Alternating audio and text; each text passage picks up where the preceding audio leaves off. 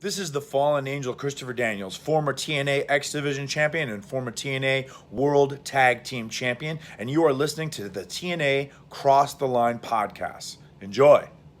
TNA Wrestling, Cross the Line.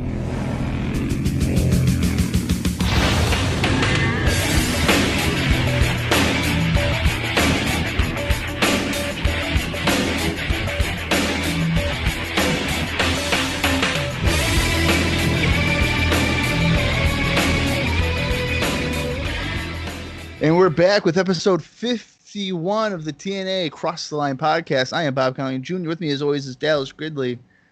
Dallas, we're coming off the anniversary show, and we were kind of excited for this week's episode because it's the first ever steel cage match, and by God, it was so good. We're going to watch it twice. Yeah. So, it's funny. I was thinking about it. I was like, dude. Re-recorded last week. I texted you early. I was so excited to get on this podcast, and for everyone who didn't get Bob's joke there, we had some technical difficulties, and unfortunately, we are watching it again. Yeah, the good old Skype hoodwinked and bamboozled us. We literally recorded. Well, the call says almost 4 hours. But sometimes that's us also bantering before we even record. So it was probably around 3. Closer to 3, probably. Plus, we were waiting after, hoping it was going to come up, and it didn't, and blah, blah, blah. You guys don't care about that, but don't you worry. Because this episode, we are still going to give you the news, the notes, the rumors, the drama. We're still going to call the action. And we're not going to spoil it. No. We're just going to go for it. That's right. And you know what's good is like I might remember who win these matches because I've already watched it before, but you know what? I'm still going to call the moves. And I'm still going to act surprised. So I'm breaking the fourth wall for this episode. It's going to be fun. And I'll be honest, we literally did this a week ago. We said we have to just wait a week. We're not going to re-record it right now. We're not doing it this week. We decided to wait.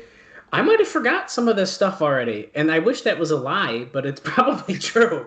I probably did honestly forget some of the stuff that we're about to, rewatch. So, nonetheless, this should be a very interesting episode. And as Bob was saying, though, I mean, there is the first ever steel cage match, which is super exciting that we're getting that on this Pay-Per-View 51 here, the week after that big anniversary show, which we'll this week we won't really generally go over the card first. We got some notes and stuff that go along with some of the matches, so we'll kind of read it all together. Yeah, and kind of like what you were saying about remembering stuff and forgetting stuff. We both don't have very good memories because, as we've said before, we consume a lot of professional wrestling. Between the two of us, I couldn't even begin to give a number of hours. No, I would rather not even disclose it. Yeah, I mean, it's a lot. And Bob Bob probably does, I'd say close to double what I do. I wouldn't be surprised with the way you review. Yeah, but like I also get burnt out real quick. You probably have it on your television almost 24/7. Well, I don't know if it's that bad, but I definitely, like, for example, today alone, I was catching up while I was working, so I didn't have my full attention on it. But alone today, I won't count commercials, but I probably consumed 5 hours of wrestling. Wow. Okay, I've consumed none. Oh yeah, so I'm going on roughly 6 to 7 hours after watching this pay-per-view of today alone, and then I will get off, and my girlfriend will say we are not putting anything on, and she's lucky because AEW is not airing tonight; it's on Friday. Right. So what I was planning on doing tonight after recording this was try to review some more 2004 weekly pay-per-views, but I'll be so burnt out from watching one show twice that I probably won't be able to muster up the courage. Because if I were to, I think every match would be half a star for that 2004. Oh yeah, that wouldn't be pretty on the website. It could be the best show ever, and I'd just be like, it sucked. Dud. You're a mark. But yeah, if you're interested in seeing what Bob thinks about TNA shows, he's almost done with all the weekly pay-per-views. 13 to go, and it's only taken me 10 years to do it. It doesn't matter, dude. You're stuck to it. You're almost there. WrestlingRecaps.com. Yeah, and I should also know it's not just TNA. That's why it's been 10 years. I actually do pretty much anything that fucking crosses my mind. So, all right, Dallas. But enough of this shenanigans because we have a long 2 hours to go for the show. What is the scuttlebutt backstage stuff? I'm sure I'm gonna have to guess the best matches from the previous week. And to be honest with you, I probably already forgot which ones even won that one. Well, yeah. Why don't we just kick it off with that? Why don't we just start with the best matches and all that stuff? Where do I got that note? Here we go. Okay, so last week was the anniversary show. It was pretty good all around. The crowd was hot all night. It was not a sellout, though. There was about 1,000 in attendance. We'll touch base on that in a minute.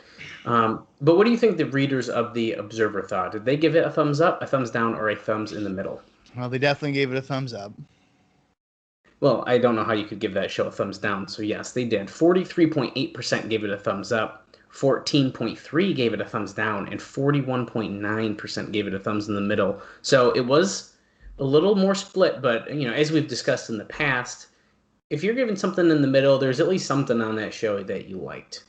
Yeah, middle is I always just consider it a positive. I think it's pretty fair. Like if I review a show and I say it's like on the website, if I go, oh, it's average isn't bad. Average in like sports, if you're average at any sport, you're probably playing for about 15 years. So that's pretty good. That's not bad. Yeah.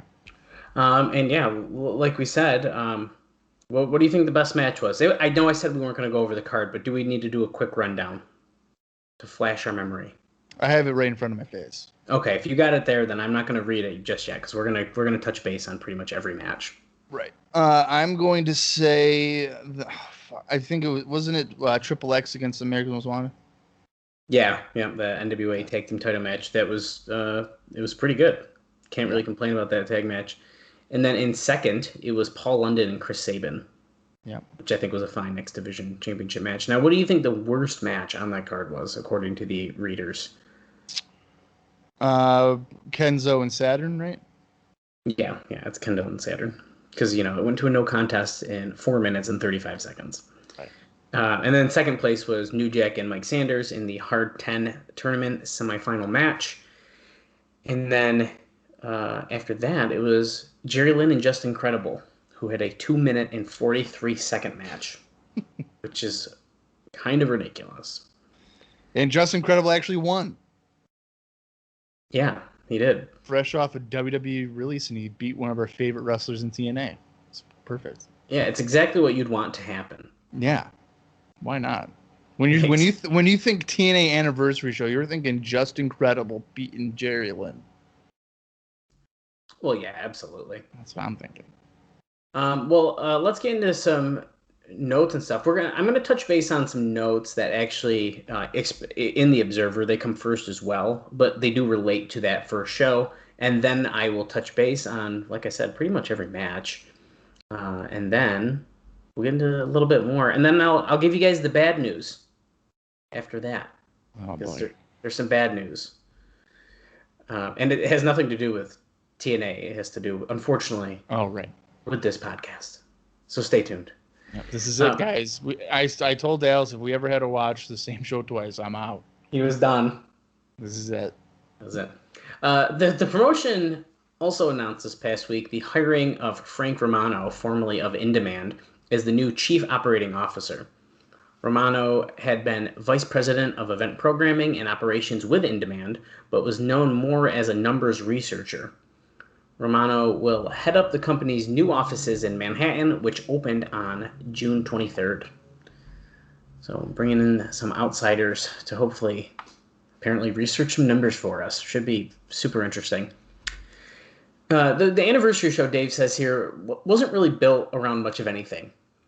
as the company has become so scared that doing long builds might kill the in-between shows that the result is every week feels the same. Based on response, the show did better than any show since the April 30th show, which of course we know was Jarrett and Raven, but was probably not on the level of that show, which obviously had the match that had been built up for months and focused on for several weeks. The big draw of the anniversary show, though, was the first U.S. match of Sting since March 26, 2001, when WCW folded. The fans took to him as a superstar, but the show wasn't focused so much on Sting, but on Jeff Jarrett using Sting to get over. Therein lies the huge problem. Sting and Jarrett just wrestled a couple weeks earlier on the WWA Pay-Per-View show. Now, Dave says, granted, few saw that show. But one would think, based on the fact that they used the same talent, the crossover from that show and the TNA show is very high. So it's only your most loyal weekly pay-per-view audience that sees this thing that isn't acknowledged. One of the things that has killed the emotion in wrestling is that people in wrestling don't treat their own storylines with any seriousness and don't even for a second think that what fans thinking would make out of the situation. That, and with Sting, usage of numerous baseball bat shots where people would get up like they weren't hurt. So I think this is a pretty interesting point. And now Dave says that the match isn't acknowledged. Technically, it's not acknowledged on the anniversary show, but I do believe they did say, at least on commentary, that Jarrett was fighting Sting, which makes it a little even more weird. But yeah, I believe you're right. I think they do mention it. And like I've said before in the unreleased version of this, the fact that Raven and Jarrett in their long program, they likely drew a bigger number than having just a random Sting appearance, should show Jarrett, Russo, and whomever else that building up a long program is going to be most beneficial, because that's how you're going to get the most buys. And I know that Meltzer even mentioned, if you really average it out, if those 3 shows leading into the 4th one are doing average numbers and you spike in the 4th one, you're probably getting more buys compared to just hot-shotting every week. Yeah. So I don't know why they are very reluctant of doing that. But maybe on the My World podcast, we can ask Jarrett that question and see if that sparks any kind of conversation, because I'm kind of interested to see the promoter rationale, but kind of behind that. Yeah, that's a great point. And I think during like a lull in the show, maybe we can say our opinions on the creation of TNA, because unfortunately that was also included in the episode that does no longer exist. Right. So we'll touch on that. So Dave goes on to say here, and this is a pretty interesting comment here. He says, a movie is to entertain you for the 2 hours, but wrestling is designed to do both that and make you pay again next week to see resolution of things that were started. So it needs to have created scenarios that yield a stronger emotional response.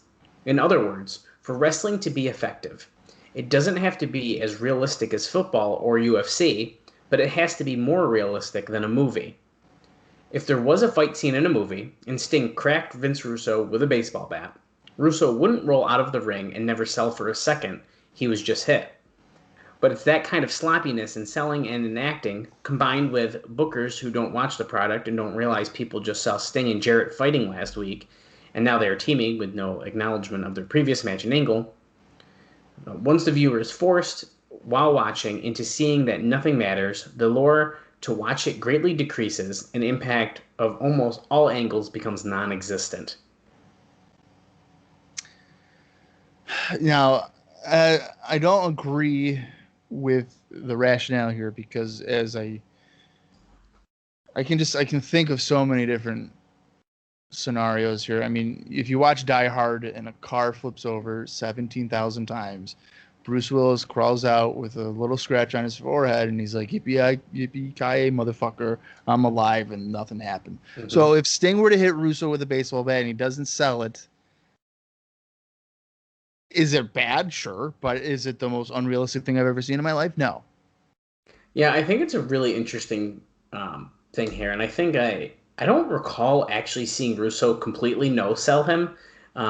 I know you mentioned, oh, I saw it, but I I don't, at least, I don't know if it registered in my head yeah. that, like, oh, he's not selling. I think I was more lost in the moment of, like, oh, like, style, or they just lost, but then there was, I don't know. It was just like a weird, Well, like, situation. I think the situation in which he no sold it, and I could be wrong, was he like Russo was on the mat, like doing something with Jarrett or whatever, and then Sting did a baseball shot to the back, and I think Russo may have not registered that it hit him, like he got hit, and then he just rolled out.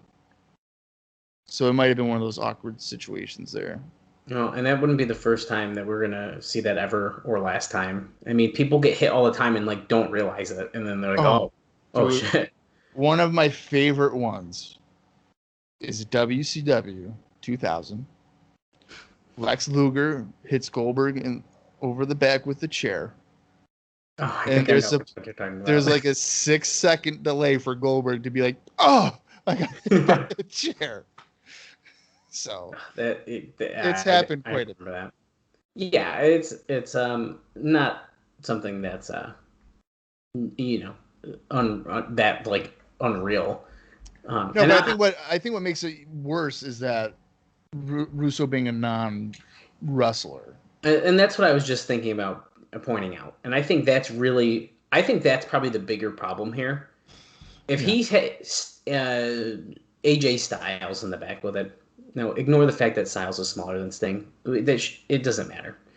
If he hit Styles with it, and then Styles did the same thing, I don't know if I would have thought as much about it. I would have been like, okay, that's weird, but Russo being like non-athletic, non-wrestler, I think definitely makes it more like, oh, that doesn't make Sting look too great. Especially because it's like, oh, it's his first match and this and that, Yeah, I think for me, anytime a wrestler no-sells a weapon shot, I don't really care who you are. I kind of just roll my eyes at it. Oh, yeah. Like Big Show getting hit with a chair, 4 times over the back, and he's just like, oh, whoa, Big Show. And then like a kick to the nuts will drop him. It's stuff like that. It kind of drives me nuts. Like, okay, this guy doesn't get hurt with a lead pipe, but if you fucking forearm him in the ball sack, he will cry. Yeah. Like, come on. Yeah. Although he's not too strong for a tranquilizer. Well, Big Show is. That was some good shit. I mean, and on that note, I just want to bring it up because you mentioned the WCW something thing. I mean, Sting sold a bag of chips once, and it's one of my favorite things. Who? What? I sent you the gift. This was a while ago. I sent it to you like probably about a year ago at this point. I was telling you about it, and then I found it, and I sent it to you. And it's like I can't remember who he's with off the top of my head, but he's dragging Sting through like a backstage area, and he grabs like a bowl of chips or something, and he like hits Sting with like, and the chips fly everywhere, and like Sting sells it. It's hilarious. One of my favorite ones is when Sid Vicious powerbombs La Parka on a bag of popcorn. Oh my god! And like Shivani and them are just like, oh my god, La Parka. He's dead. It's like, come on, dude. It's a bag of popcorn. Oh, that's so funny.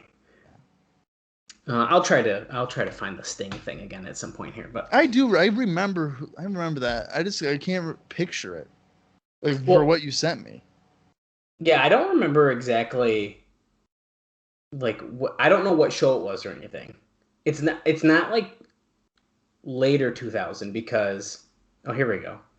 Sting sells. Oh, it's for Luger. Oh, because Elizabeth. Oh, maybe it is. I don't know. Because he. God, I'm trying to hold it up so you can see it here. Oh, there we go. So Elizabeth throws chips out of the bowl at Sting and he sells it. Oh my god! And it is just like the funniest shit I ever. So that's seen. If people are really curious, that's the spring breakdown or spring break show 2000. I think it's Sting and Vampiro against Luger and somebody else. I can't remember. Well, I'm impressed. It's like a tag match, Texas Tornado thing or something. Then I'm impressed. You know that from that image. I have not seen that show, so that explains why I don't recognize it. But yeah. Besides that gift, I mean, I'm not proud that I might know the show that's exact show and match, and that's probably the time it goes, the Meltzer rating, everything. 8 minutes and star and a half. Moving on. He says the anniversary show was hyped for more than a month in Nashville, and it was the first show where they didn't comp most of the building. The paid was close to 1,000, which Bob gave us that number last week because I actually didn't have it listed, which would be the most paid ever, but it's got to be an embarrassment when the company couldn't even sell out the tiny fairgrounds. It's a reality that while they draw enthusiastic crowds, their product doesn't appeal enough to enough people at this point. Pretty interesting. But this next part is going to get very interesting. This is, I couldn't believe some of this stuff when I read it. So this is a good section here. So hold on tight to this one. He does say that, it was more impressive than it looked, that Sting's first match back turned out so well. The lesson of never say never came up once again. The original plan for that main event was to be AJ Styles and Raven versus Sting and Jarrett. Raven talked his way out of the match with the idea that it would confuse the issue, since Raven is actually the biggest face in the company. Plus, Raven got screwed by Russo, so it wouldn't make any sense for him to team with a Russo guy. So I'm going to pause right there because I think that's super interesting. Because do I think on paper, Styles and Raven versus Sting and Jarrett sounds wicked awesome? Yeah. Oh, I agree, but Raven makes some great points. Exactly. I mean, it makes. I'm glad that he apparently, is smart enough and talked his way good enough to be like, this isn't going to work. And they were like, oh, that's a good point. Because normally I feel like they'd be like, bah. There's a way you could probably finagle it some way. Like Russo could be. You know what? What if Russo were to reveal, like, hey, Raven, remember the Sports Entertainment Extreme thing? Well, I have your contract. And you still have one obligation. And tonight you're teaming with AJ against Sting and Jarrett. I think that's a cool idea. I like that idea. So, I mean, there's a way around it. But I agree with him. Like, it would confuse it. And then I would think it would impact even the heat on it because... You could make the argument that aside from his attitude, AJ Styles is not a heel. People love to, like, his moves are great. He does a great job selling stuff. Well, and Jarrett's the only heel really in that match, and he's trying to not be. Right. I think actually this is a good point I didn't think about before, but Styles, he's flip-flopped quite a bit in a year's time. Oh shit! So I technically started as a face. And then I think, well, Jerry turned on him first, I think. So Styles was a face, and then I always took it as Styles turned heel. In a way, yeah, he's taking all the glory from Jerry Lynn. Yeah, and then didn't he turn face again? And then like the next week turned heel with his loose association with Russo, and then he turned face again. Well, there's even more than that though, because it was like after the Lynn storyline, which depending how you look at it, then he started teaming up with Mortimer Plumtree as a heel. Right. But then that kind of like faded away. I would say he was. Well, then he feuded with like Glenn Gilberti, so he was definitely the face in that. Then he teamed with D'Lo, he's kept that face persona, and then he just turned heel again. So he's flip-flopped quite a bit. Well, and that is a prime example of Russo not believing in a face-heel role. Oh, absolutely. Which I kind of understand. I do too. But then it's hard to like be supportive of somebody or hate them because let's say you love Jeff Jarrett, right? So last week or this week you're like, oh yeah, fuck yeah, Jeff Jarrett. But then the next week he's heel or he does something heelish, and then the next week he's back to being like, oh, good old Henderson, Tennessee. Like, come on, there's got to be some consistency to your characters. That way, that's how you get investment. When you watch like WCW 2000, no one knows how to react to Kevin Nash because one segment he's like, fuck you, Russo, and then the next segment he's like, oh, I'm champion, thanks, Russo, like we're buddies now. Yeah. So there's no like emotional attachment to the characters that we're seeing. So I think that's a flaw in his booking. But then it also allows you to be like, oh, well, I don't know what the hell's going on. But I think I would sacrifice the shock value for consistent TV. Well, I think in history it proves better that it works out if you have consistent TV. Oh, absolutely. You need a good guy and a bad guy. It's the fundamentals of professional wrestling. It's fundamentals. There's no gray area. At least not for every character. I was gonna say I think there's definitely exceptions. Yeah. However, I agree that I think the basis is it's like good and bad. That's why you either cheer or boo. What else are you gonna do? Oh, like you cheer or you boo someone. Right, and it shouldn't switch every 6 days. No, it definitely shouldn't. Just continue it on some way. Yeah. Now, as we know, though, Raven obviously talked his way out of that match because Sean Waltman was going to be brought in. Now, listen to this. So, a few days before the show, the idea was dropped, and Jeff Hardy was going to be the mystery partner, which also made little sense because Hardy is a total babyface. Yep. Dave says, but that fell through. He says that there are things happening that make him believe that Hardy will be back in WWE, but not for a few months. But anyways, they went back to Waltman. So we can pause again briefly. Holy shit, they were going to bring in Jeff Hardy for the anniversary show? I mean, that's pretty crazy. But once again, it doesn't make sense for this role. Yeah, see, I don't know. I'm really confused with how he could even be on the show because he was released... What? I mean, he had to have been released just before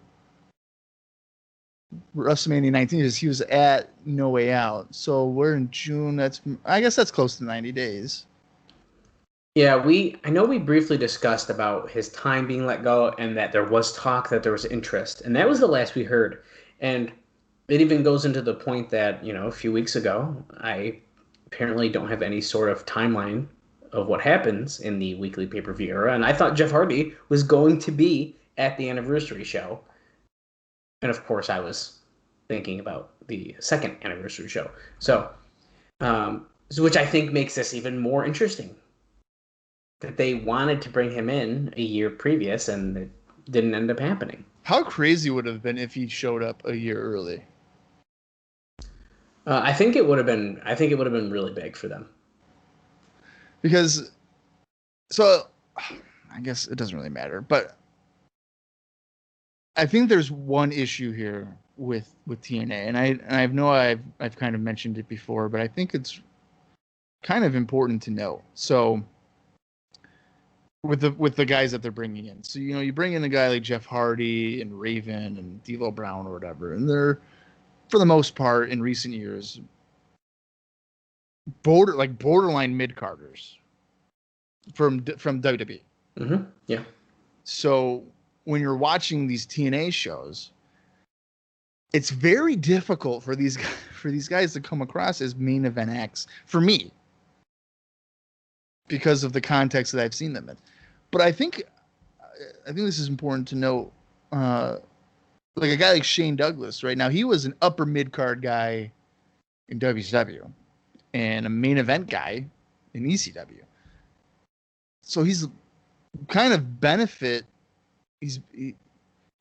from not being in WWE and having that stigma of a mid-card act. So when he's here in TNA, you could make the argument like, oh, Shane Douglas could be a main event guy for TNA. Like Justin Credible just came off a Sunday Night Heat. He's lost a bunch of muscle mass. Like I don't know what happened. So I'm not going to buy into him being like, for me, like he's not a money drawing guy, I guess. Like that level. Now Raven is the closest of that group because of his history with ECW and WCW. But for the last 3 years prior to TNA, he was a regular in the hardcore division on WWE television. So if they were to bring in Jeff Hardy, yeah, it would be, I guess, kind of cool, but he's a mid-card guy in WWE coming into TNA and being a main event wrestler, which I think it really is diminishing your product. That's why it's very important for guys Like Abyss. Abyss is going to be crucial to this because really, aside from AJ Styles and maybe America's Most Wanted, but they're in the tag team, Abyss is a guy that could be seen as a homegrown talent and instantly being a main event guy if they were to do it correctly. Yeah, I think that's some really great points. Now, personally, I think I'm able to separate myself and see someone who is like a mid-carder and then see like that potential. But I totally understand how it hurts the product and how it is hard. You know, you're bringing in, like you said, we brought in, 3 people that were all on Heat. Now they're on your weekly pay-per-views. Well, I was just watching him at whatever time on, Sunday morning or some shit on Heat. Yeah. Like, why do I care? So I do think it can get tough. I think there's some exceptions to a lot of this. But that's where I think I can separate it. Like, I feel like, correct me if I'm wrong, but like when Christian came over, I mean, he wasn't like a main event guy when he necessarily came over to TNA, was he?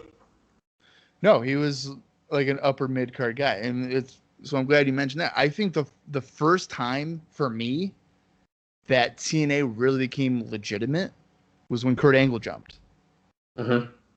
Because that's a main event guy from the competition, and when he comes into TNA, and if someone beats him, let's say, AJ Styles was to beat Kurt Angle, it's like, oh my God, AJ Styles would beat Kurt Angle, gets that huge rub, and then AJ Styles gets elevated. Yeah. That's how you really build it up, is you have a guy that's been successful somewhere else, in this case usually it's WWE, come in, lose to your talent. Now, we'll eventually get there. Do they necessarily do that? No. Kurt Angle dominates television for 12 years and is champion a bunch of times, but well, I'm not going to have him come in and lose to Alex Shelley his first night or something. I'm not going to do that, but hey, you don't knock Alex Shelley. No, I'm not. I would have had him beat him. I would be like, fuck yeah, Alex Shelley. Chris Sabin, go ahead, win. I don't care. Whatever, but Yeah, absolutely. But unfortunately, we didn't get Jeff Hardy. We didn't get Raven. But we got Sean Waltman. And we know that he left rather publicly because of his dislike for Russo. And it was talked about on TV. Money is money, though. And he asked to come back. So instead of following up on the thing, which couldn't even be an insider angle since they pushed it on TV, as Russo couldn't shut up about it, they brought Waltman back to team with Russo. Because if it doesn't make sense, we will book it. Is what Dave says. Another example for people to realize there's no point in caring about anything because the storyline isn't going to make sense at the end. Now, apparently, Waltman was quite the trip. Now, hold on tight for this one. This gets pretty interesting as well. He came to Nashville with his fiancée, who we all know is China. The night before. They're engaged. That's what's written here. Oh. I don't know if I realized they were engaged, but I didn't either. So they were in Nashville the night before the show because after his no-show a few weeks back, the company wanted assurance that he'd be there. So he was there, but then the night of the show, he never arrived. Wow, that's kind of weird. He ended up getting to the building about 15 minutes before the match was about to start. With him and China described as looking as in their dress and their demeanor like two people that just got out of a rave at 5 a.m. And now, as we know, I mean, this is a pretty obvious thing. He also didn't have his gear with him, or he didn't have time to change into it, so he worked the match in his rave clothes, as Dave says, and has enough instinctive talent, while not physically looking good. His ring work carried the match. Now, just to tie in on this a little bit more, on Explosion, that aired on June 21st, when reviewing the show, they downplayed Waltman's appearance as much as possible as when talking about the main event. They talked about the other three along with Raven and Shane Douglas. So they didn't really even talk about him. So if that doesn't mean that we might not see him again, I don't know what does. Yeah. Well, he came out in a tracksuit? Yeah, dude, zip up tracksuit. He didn't even take his shirt off. Right. And when I remember when I saw, I hate when wrestlers wrestle matches not in gear. Unless it's a street fight and they're wearing like jeans or something, then I'm fine with that. But if they're coming out like Ric Flair, oftentimes in late WWE would come out wearing slacks in dress shoes. Oh, well, that was like his really bad gimmick that he was gonna wrestle in his like fucking dress clothes, and it was stupid. You're right. I hated that. So I agree. When he came out like that, that took me out of the match for sure. Yeah, I mean, I agree with that for sure. Because it's weird. Like, why are you doing that? Yeah. And I think it's... I don't want to gloss over it too much, but Chyna was backstage. I don't know. And listen, I get maybe this isn't the best time. 2003. Chyna probably ain't doing too great. However, everyone knows who Chyna is. Do you not want her to even just make an appearance of some kind at your anniversary show? Yeah, you would think. I would have sent her out there. I would have been like, here, Chyna. Here's $1,000. Just walk out with them. Walk out. I mean, there's just so much there. I just don't. That's weird to me. But, yeah, I said, I don't know. Maybe she was looking rougher than Waltman did. I don't know. Well, that's entirely possible. She could have been unable to just even go to the ring. I mean, there's a chance, and obviously we know that she struggled with a lot of things. So who knows? As Waltman did as well. I don't want to. Yeah, we don't want to minimize him. Yeah. But yeah, pretty interesting nonetheless. No, there was a video. We're kind of going more into the show now. I should pause and say that. Well, we kind of just did, but we're going to go into more of the match stuff. There's a video that they did with Trinity, where Dave says that unfortunately they made her a wrestler, which killed her. He says killed her dead, as she was in the most horrible matches ever on pay-per-view. He says.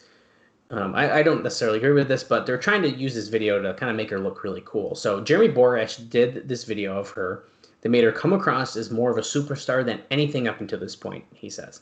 Much of the video showing her doing donuts in the parking lot in a car was filmed in the parking lot that afternoon and was put together at the last minute. He says it was funny because the police really came as they were shooting this. I personally disagree with a lot of his dislike of Trinity's work. Has she had rough stuff? Absolutely. But I do think that she still has a lot of potential in TNA. I do too. And then we mentioned too when I think it was against Kid Kash and she was wearing the luchador stuff. Yeah. That probably impacted her work. Absolutely. I had to have. It looked bulky as shit on her. And she's got a small frame, so like you're wearing this big ass outfit, it'd throw me off too. Yeah, I think she's one of the more I guess maybe intriguing. But I would say there's only a few people really on these shows that when they come out it's like, okay, cool, I'm gonna watch. So I mean it's usually like AMW, Stiles, Lynn, Raven, and I'm going to include Trinity because I'm just kind of curious as to what will she do. I agree with that. So when she's part of a handful of people like that, I think that she definitely has potential to really stand out and break out in the company. So I agree with you. I don't agree with Meltzer being like, oh, she's dead in the water. I think there's better ways of handling her, but I wouldn't say it's like, oh, she's cooked. Like there's no benefit of her. Yeah, I agree. Now we're going to touch base on just most of the matches that happened. There's a little bit of a note for a bunch of them. I wanted to play a little game with Bob. I think that the game is useless at this point. So we're gonna do it a little different. So I wanted Bob originally to be guessing his star ratings against Dave Meltzer's star ratings on all of the matches that happened on the anniversary show. Right. Because I thought that'd be kind of fun. Because Dave actually went through and gave each one of them a star rating because this was obviously a huge show. So just for shits and giggles, I'm just going to give them to you this time.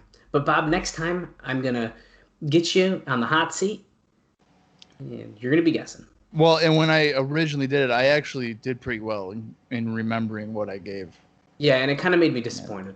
Yeah, you were bummed out by that. I was definitely bummed out.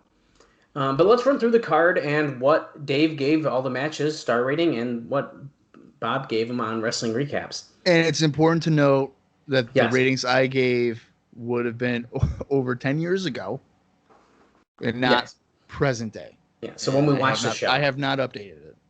Nor will I, because I feel like the first time you watch, it's the most pure. Yeah, I agree.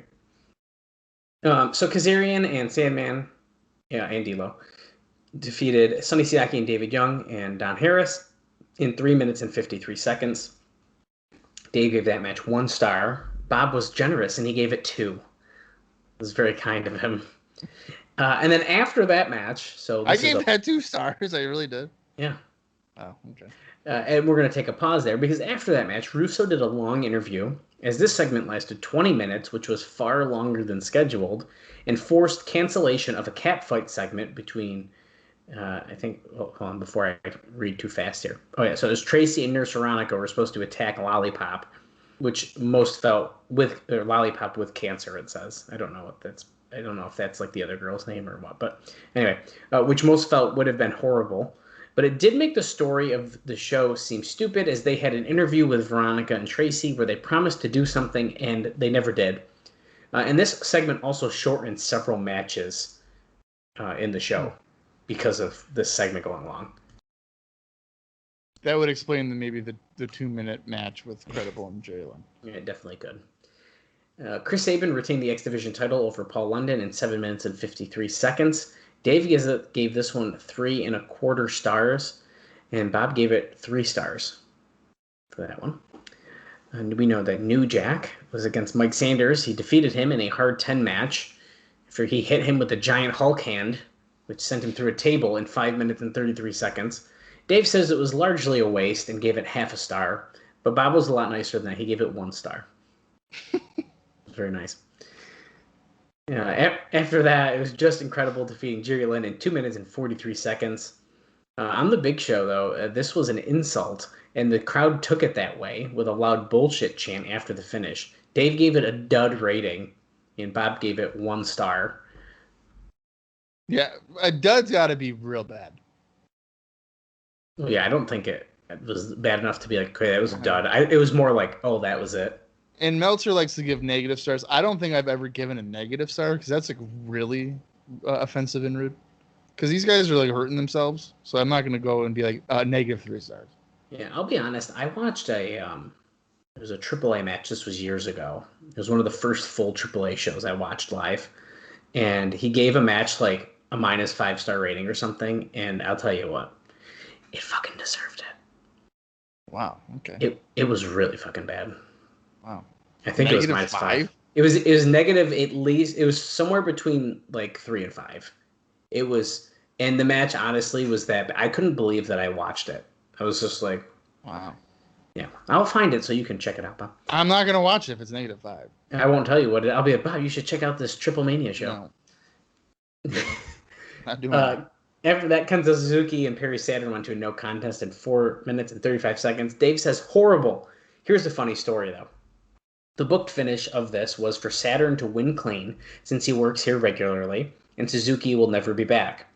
Anyway, knowing this, Dave says he did a preview of the show that morning and said that Masao Hattori, WJ official who was touring with Suzuki, was going to come in and demand the finish would be changed.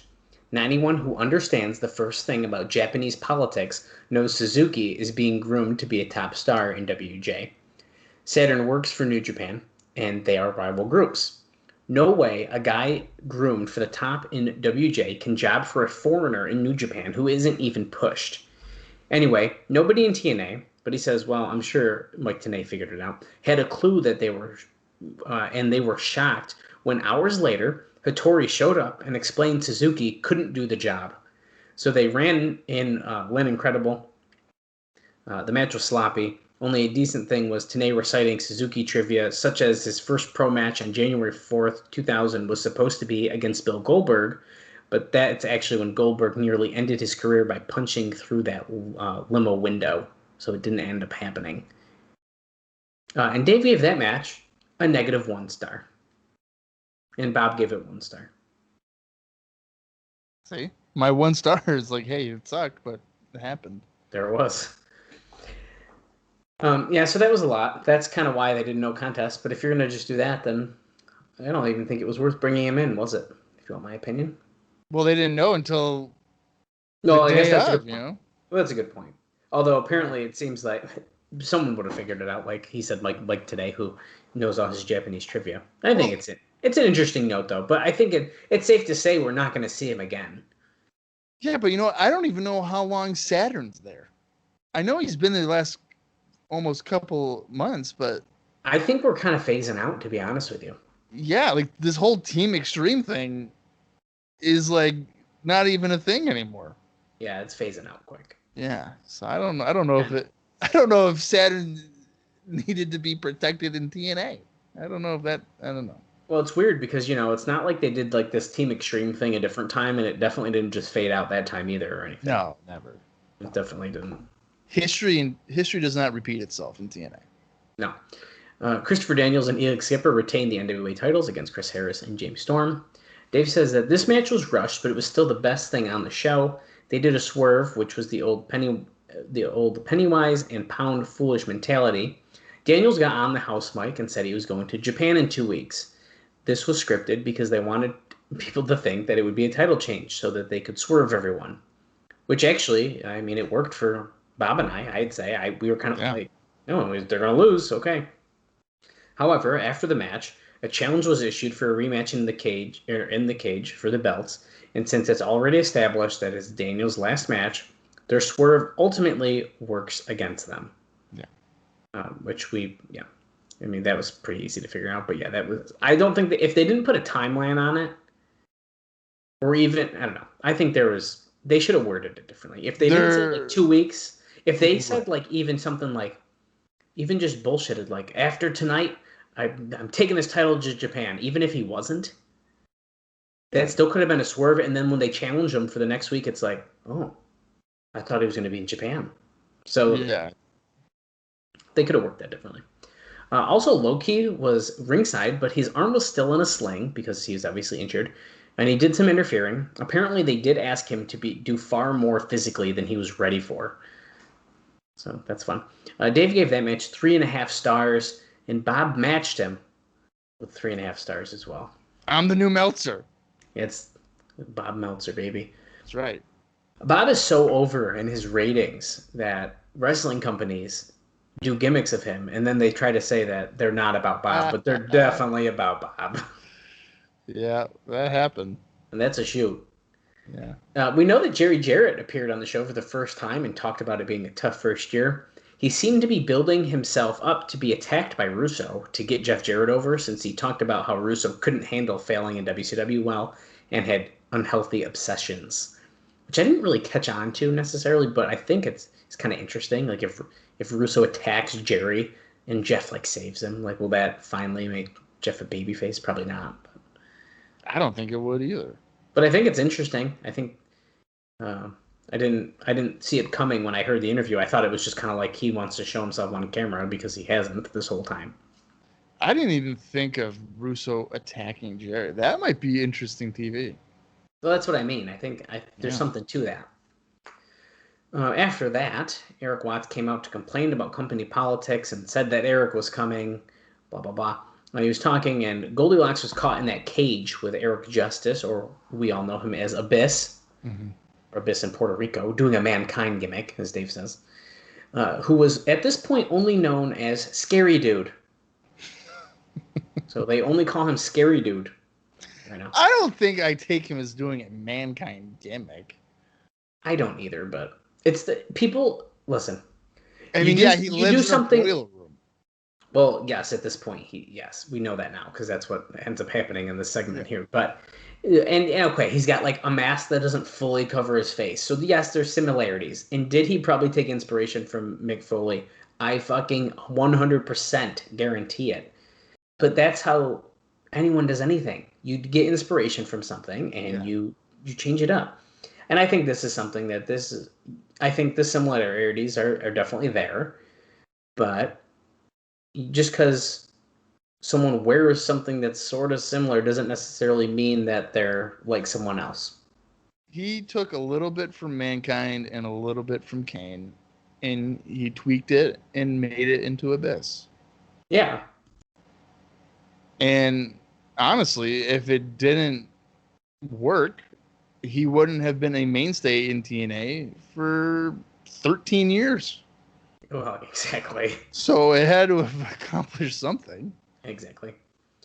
Now, during this backstage segment, they cut away from it while it was still going on, and it was never referred to again. Dave says, thus killing its impact. We just didn't end up really finishing it, and just there it is. I would assume we are definitely building for an Erik Watts versus Abyss match. Yeah. It's just a matter of when. So yeah, that would appear to be the case, and it's a good point. Like, they don't ever really acknowledge it. So are we supposed to believe that Goldilocks was trapped in a boiler room for a week? Well, that's what I mean. It doesn't. It's a good point. It really doesn't make sense. Yeah. And then, of course, the best part of the segment was when they're fighting. Like Kid Kash, because I think he jumped Erik Watts after he went and chased him or something. Yeah. The locker room door pops open and someone's there standing in plain sight of the camera, changing with their thong. And it is one of the funniest things because it's so quick and it's like, wait a second, what was that? I'm convinced that it's David Young. I think that's a really good guess. They were definitely like bald. My first guess went to Perry Saturn, but David Young almost makes way more sense. So I'm thinking it's definitely David Young as well. That's what I'm thinking. We'll follow up if we ever find out who it is. But. And then finally, the last match on the card was Sting and Jarrett defeating Waltman and Stiles in 11 minutes and 49 seconds with an impromptu finish. So this is interesting. Dave says that Sting looked much younger than 44, but he guesses the face paint probably helps, which is just a ridiculous comment. The crowd was on their feet, seeing him as probably the biggest star of the 90s that had been in the promotion. I think that's a pretty interesting point as well. Jarrett hit the stroke on Stiles, and Rudy Charles was supposed to count to 3 for the pin here, but he got up too slow, and by the time he got to count, it had been so long that they felt a 3 count would look stupid, so Stiles was told to kick out. Jarrett then used the stroke off the middle ropes, which was the pin. Russo hit Jarrett with another bat shot, but Sting hit Russo with the bat shot, which, as noted earlier, he rolled out of the ring and didn't sell it. The show ended with Raven and Jarrett doing a stare down, but Sting got in the middle of them and ended up raising both of their hands with the idea that they're the 2 top faces of the group. Dave gave this match 2 3/4 stars, and Bob gave it 2.5. He gave it 2 and what? 3/4. I went 2.5. Yeah, because it was average. Yeah.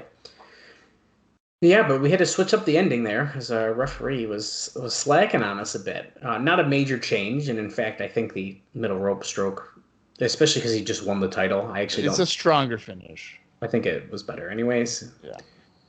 But yeah, and there's something about seeing Raven, Sting, and Jarrett in the ring that's making me itchy for another 3-way that we'll probably never get, but it was an interesting way to end the show, nonetheless.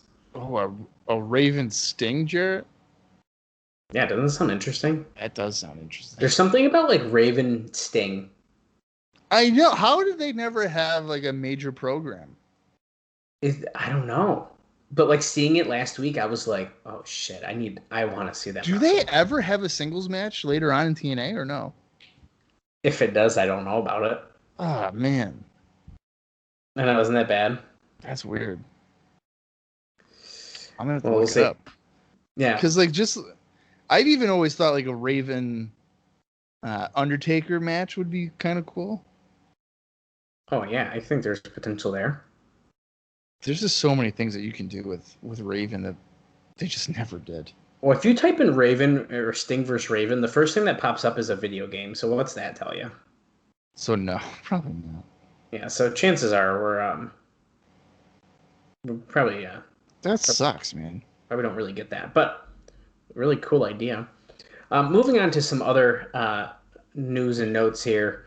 There's not a whole ton, so if you're sick of hearing my voice, don't worry, it'll stop soon until we get to the show.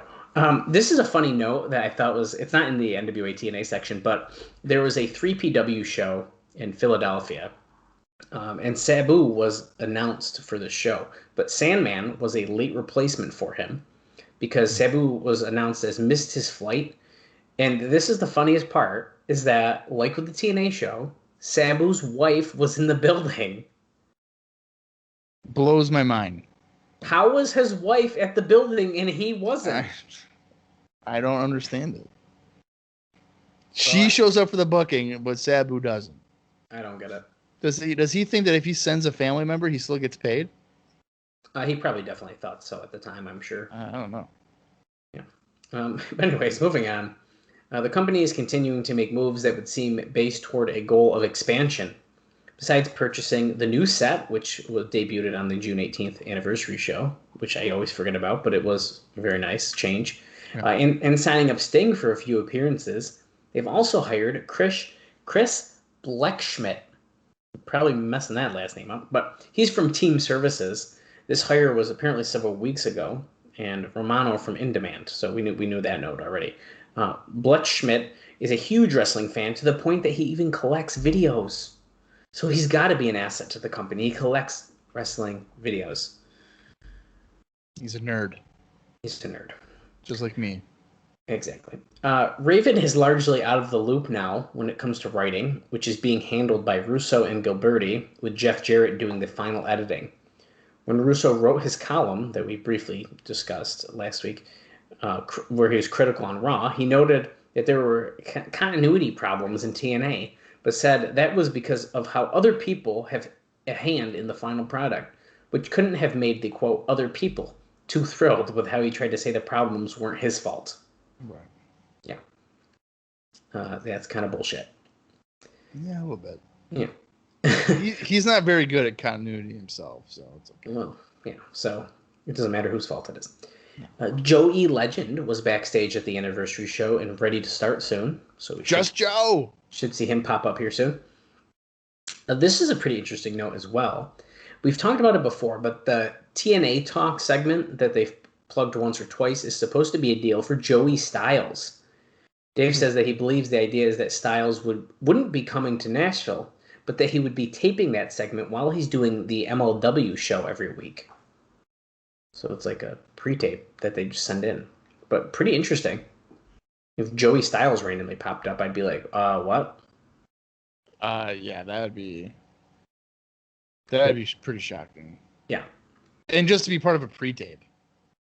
Well, yeah, I think that's a very odd thing, but hey, if it gets them to do something with a known name and that's kind of what they're probably going for, then so be it, I guess. Yeah. Before the show, Mike Tenay did a sit-down interview, which is supposed to be edited and played on as many shows as possible. They ended up doing about 37 minutes in total without a break. So This should be a very interesting. We could literally have 1 minute for the next 37 weeks if they wanted. That's a long-ass sit-down interview with Mike Tenay. Don't talk like that. Tradition, guys. That's all I want to talk about is tradition. Yeah, well, how did WCW go out of business, huh? Do you think it was all that stuff you did, like Bash at the Beach 2000? David Arquette as the champion. Great idea, Russo. That's all you ever Oklahoma. Remember that with Ed Ferrara? Your good old pal. Yeah. Remember when that happened? Yeah. He just has a scroll of all the bad things that happened. Remember that finger poke of doom? Oh, wait a minute. You weren't even part of that, but I'm going to blame you anyway. Remember when we got a new set and everyone slipped on it? Yeah. Bischoff would say it was like an exploding vagina. That's your fault. You weren't even there for that either, but whatever. Remember when you beat Goldberg? Oh, I hate you. Yeah. Oh, my God. What if he was just a delusional Mike Tenay? Like, he just blamed Russo for every bad booking thing. Remember when you had Rikishi run over Stone Cold Steve Austin and the ratings plummeted in the WWF? You son of a bitch. Oh, my God. That would actually be a really funny character for Tenay to do. I think he would cry. I think it'd be great. Remember when you shaved Jake Roberts' head in Mexico in 1994? That's your fault. You did that. Like, what? Anyway, Conan and Armando Quintero started this week doing Spanish language announcing on the show. There was talk once again of bringing in wrestlers from Mexico to try and attract the growing Hispanic audience. That's pretty fun. The tasteless comment of the week goes to New Jack. In a website interview on theinteractiveinterview.com, when asked about his favorite match, he said the mass transit match was his favorite because he got to beat the hell out of someone, and he said he has no regrets about it and laughs about it quite a bit. That's good. The interactive interview, of course, is now known as, well, I don't know if it's still known as interactive interview, but you can probably go back and listen to that interview at WrestlingEpicenter.com, hosted by James Walsh. I bought a few VHS tapes back in the day, back when I was like an 8th grader, and I would save up my lunch money. And I asked him if I could use interview recaps for WrestlingRecaps.com, and he had to ask his wife and promptly said no. But Asked still, his wife. Yeah, so just go to the WrestlingEpicenter.com and listen to some of his old stuff. Maybe just out of spite, I'll go back and listen to the interviews myself and write my own recaps. Well, I think you should. No, I don't got time for that. Or maybe if you reach out to him again, maybe he's not with that wife anymore, and then he say yes. Oh, you know what? That's actually a really good point. I'm just saying, and it's like a known fact. Like a lot of marriages don't work out. That's actually. Let me see if I can find him. All right, you keep looking for him. Hopefully, can you hear the ice cream man is outside, and it's pretty loud. I can hear it with my headphones on. So if you guys hear that, yeah, how is that even possible? You hear the it? Ice cream man's out. Oh yeah. Oh, he's still married. Oh shit. Okay. Anyway, well, that sucks. We'll have to work on that together. Maybe we'll try to reach out with our TNA email and be like, hey, we're talking about TNA, so can we use your recaps? And then just put in wrestling recap. He ain't gonna. He's a good guy. I mean, I'm not. Oh, I don't know. That's fine. He's not like other. Listen. Just talk to your wife again, okay? Yeah, come on. And if you recap this show, I'm gonna be pissed. You can't do it. Don't you dare. Don't even think about it, James. You won't be able to. There's too many words. We got too much to talk about. Yeah. Such as the plans that are going to be to push Christopher Daniels as a singles wrestler when he comes back from Japan. Recap that, Chris Walsh. Yeah, I'm good with that. His name's James, not Chris Walsh. It's James Walsh. James Walsh. Jeez. Recap that. But yeah, that's exciting news, though. I don't want to skip over that. That should be pretty interesting to see him probably in the X Division matches and stuff. So should be fun. Yeah, I mean he does a good job in Ring of Honor in a singles role, so I would imagine that would work well in TNA. It's really the same guys. So. And yeah, exactly, absolutely. So Scott Hudson wasn't at the show this week or last week at this point. He was never called one way or another about coming. The promotion wasn't thrilled when he uttered the line, "Back to you, Tony and Bobby," during a pre-tape. Which actually, I'm going to pause real quick, because that's really funny that they were mad about that when it was a pre-tape, and they could have just said, "Can we just do that again?" Right. They could have just been like, "No, we're not going to air that." Whatever. I thought it was funny. I thought it was funny too, and the reason, Dave says, is the idea, I guess, was that he got all flustered when the sexy girl, who was Tracy, started talking about satisfying her. So I think it's funny. Yeah, I don't see the problem with that. Who knows? It wasn't a scripted line, but one that he came up with on his own. So he just said that. He did come up, or his name did come up when Goldilocks was complaining about something regarding her storyline, and was told that she could be replaced by someone who does the job better than her, and almost will work for free, in reference to Hudson. Hudson is generally well-liked personality, but almost all the announcers who worked with him in WCW had professional issues with his love for wrestling being expressed, where he'd do the job for almost nothing, since he has a regular government job. And they felt it could hurt him in negotiations, since most of the WCW announcers were very well paid. Right. I think it's pretty interesting. And I don't have it pulled up now because, unfortunately, it was almost 2 weeks ago at this point. And I can't remember if we mentioned it last week, but in regards to Goldilocks complaining about her storyline, we sent a tweet out, and it said something along the lines of, oh, like what's going on between Erik Watts and Goldilocks. To listen to our episode to find out more. And she said, I'll tell you what's going on. Complete bullshit or something like that, and which was hilarious. So she clear, and I think we talked about it on her episode with us because I don't think she was thrilled about that because Erik Watts was the one who kind of started that by throwing the shoe. You left your shoes at my house. Yeah. Joke out there. So, yeah. Pretty interesting nonetheless. I have two more things, and then I got some bad news. That's it. Desire showed up at the show in a back brace. As we know, she was very severely injured in an explosion match recently. Broke her back. Yeah, it was not good. No. Well, there'll be talk that she'll be able to work in 6 weeks. Yeah. I would not be working in 6 weeks. And spoiler, she doesn't. Bob told Yeah, us. it's not 6 weeks. Yeah. Which, makes sense because you broke your back. Right. And my last note here is that Conan has now been added to the pre-show production meetings because he's an announcer. So we're adding someone else into those. So it should be interesting. And I will leave you with this sad news before we pass it over to the independent wrestling news. And we'll be touching on Explosion as we start the show. So don't worry, I'm not forgetting about it this week. But my sad news is, unfortunately, our Wayback Machine segment has come to an end. This is really disappointing, but for some reason, there's no more articles after last week's between From the Inside and the notes from backstage with Bob Ryder and Jeremy Borash, respectively. So unfortunately, there's no more snapshots of these on the Wayback Machine. If I can do some research and try to find them, I'll gladly do it because I do think they were always really fun. I would have to assume someone maybe was pulling them for a site or something, but if I can't find them, it was good while it lasted. But it is what it is. Leave the memories alone. Bob Ryder. You won't believe who's coming in this week? You won't believe who called our office? Stay tuned to find out. I just want to hear about dancing at the club and bullshit. It was so ridiculous. I want to hear Jeremy Borash say every week that was the best fucking show that we've ever put on. You don't believe it? You gotta watch it. We had a great show at the Asylum this week.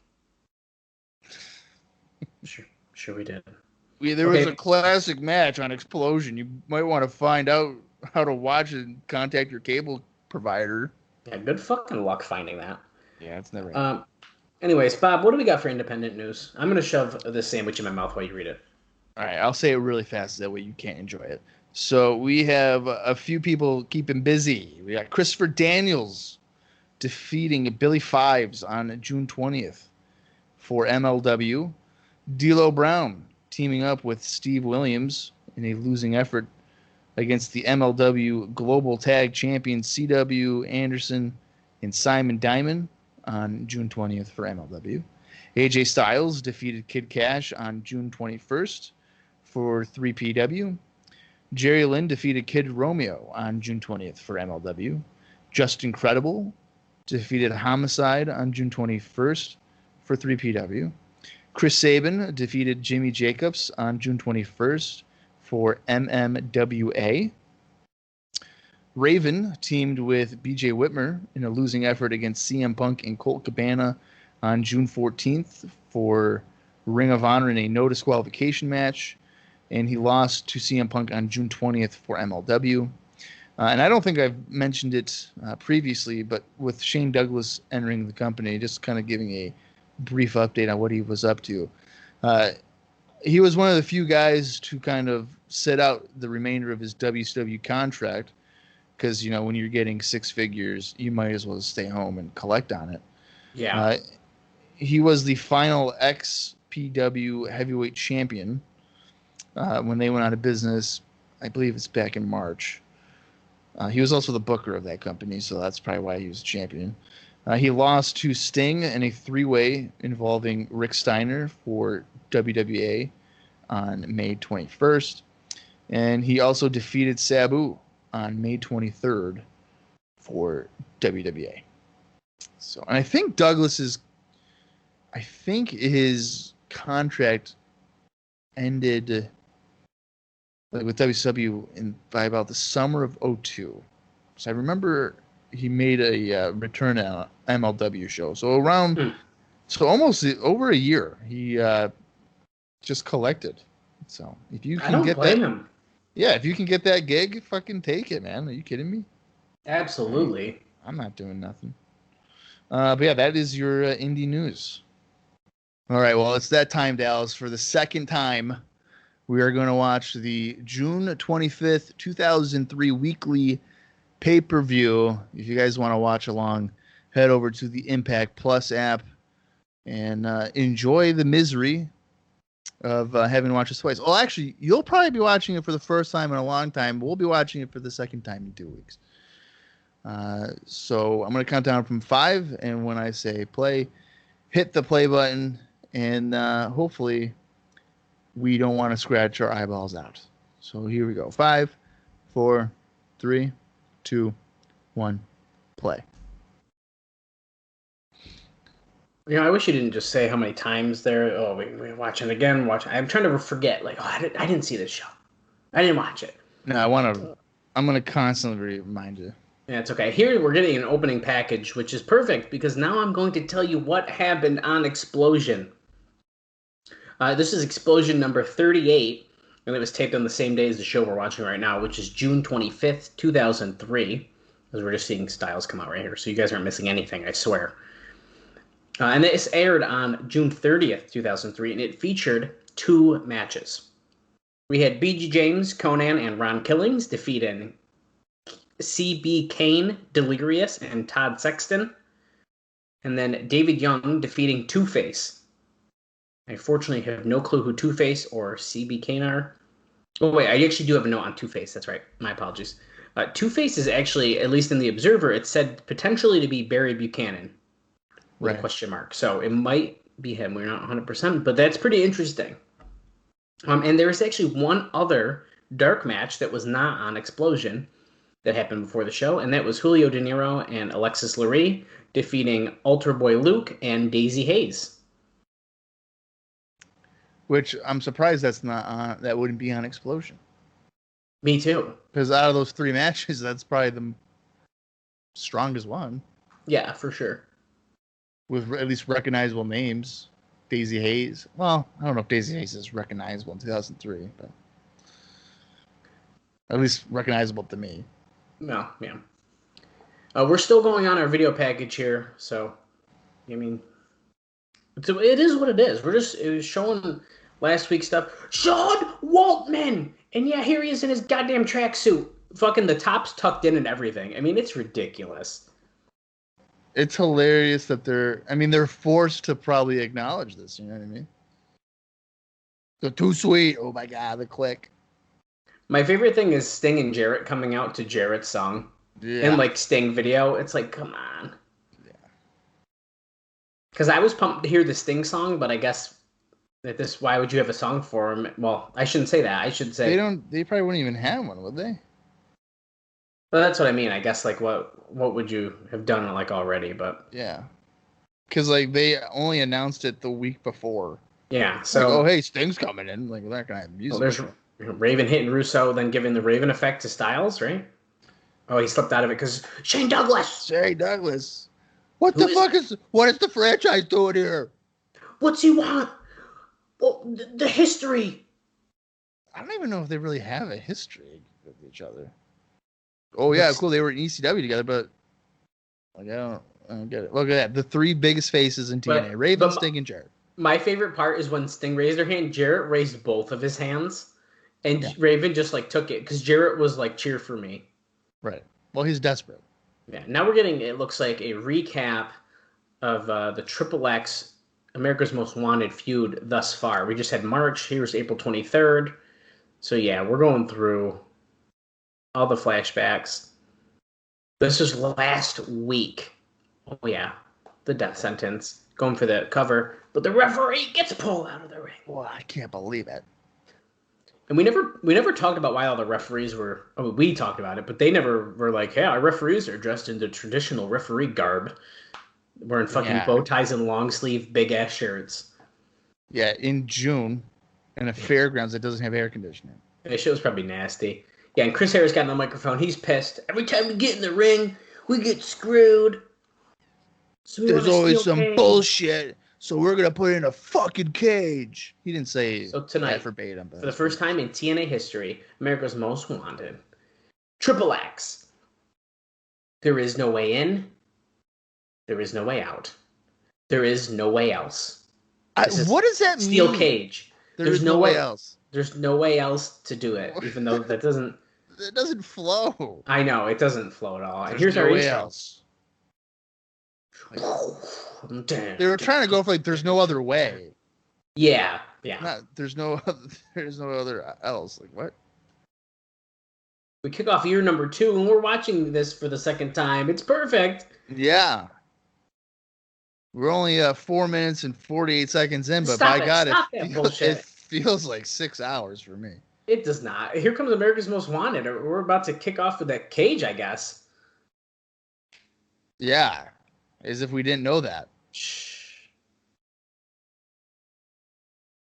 The fifth meeting. Wow, that's pretty impressive. I didn't even realize that. What was that? What were they just doing? They were just taunting? I don't know. That was weird.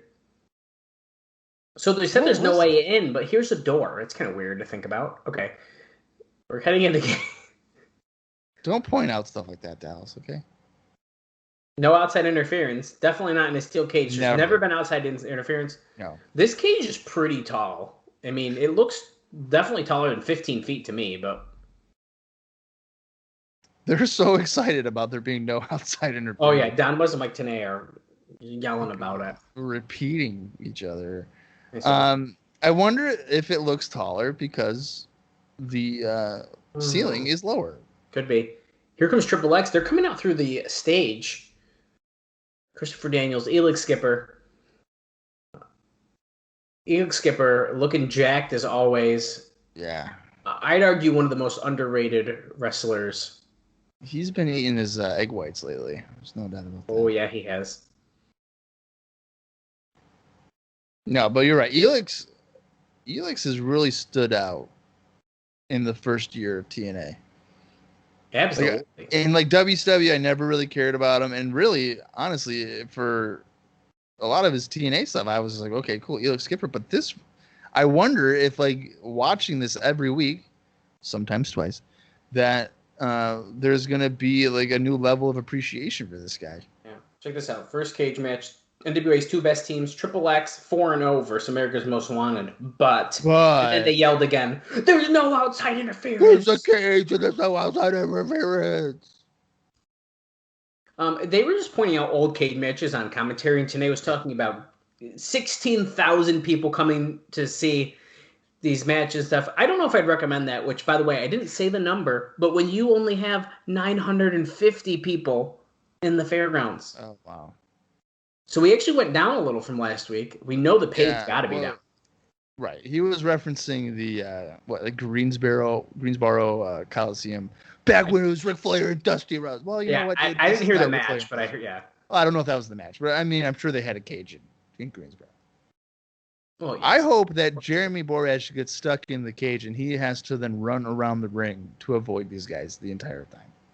That would be great. We're getting our champion openings here. We're both in separate corners. America's Most Wanted. I just saw some match. I'm in a bunch of TNA groups on Facebook and such. Well, that's unfortunate. And so I'll tell you what. If you join a group with wrestling fans, 9 times out of 10 you're not going to have a good time. That's all I'm saying. Yeah, I'm just saying. That's why I hate my Twitter feed. Because I follow a bunch of wrestling fans or whatever, and they're just like, "Oh my god, ratings demo." It's like, "Oh my god, okay, exit."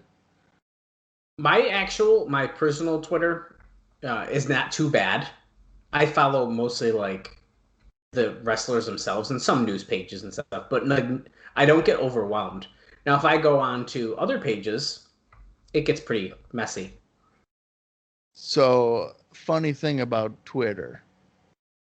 So I saw recently there was a controversy about wrestlers being guests on podcasts and if they enjoyed it or not. Oh, I didn't see this. Oh, you did not? No. Okay. So I can't remember. There was some guy.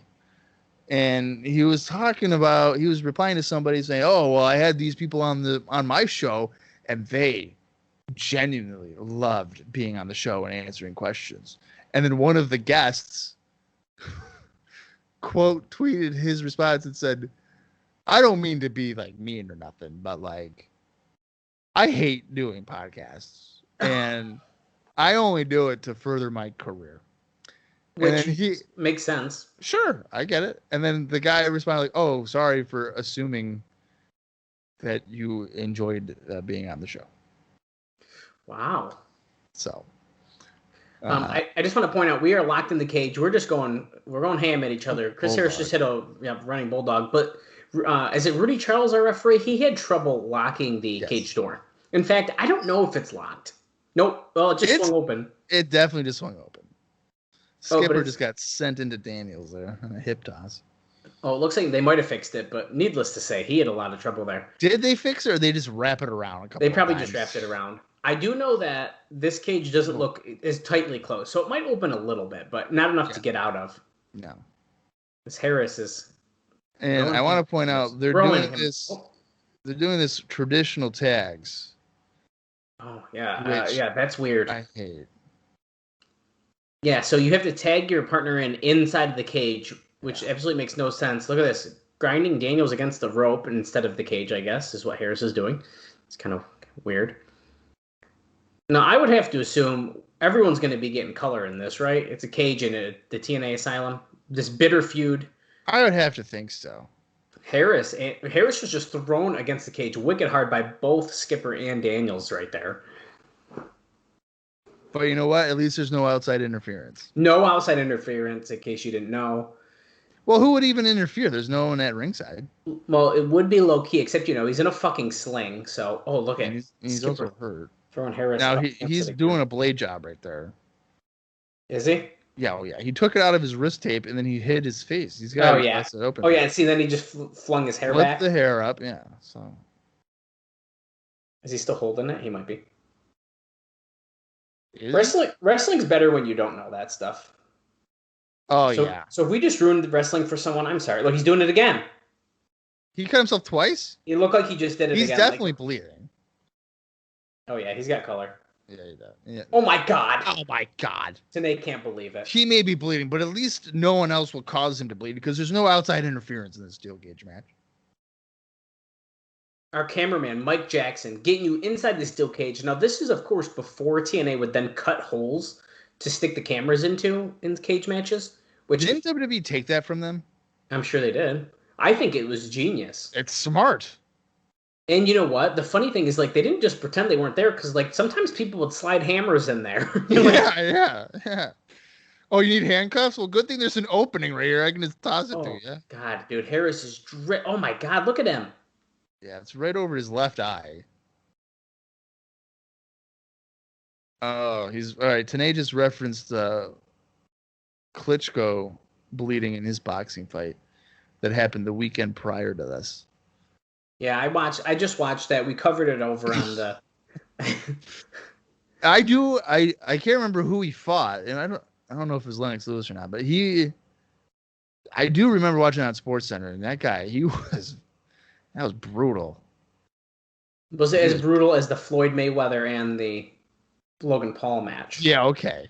Okay, Skipper he just jumped, double springboard moonsault in the ring to Chris Harris. That was very impressive. Yeah, he hit it very well.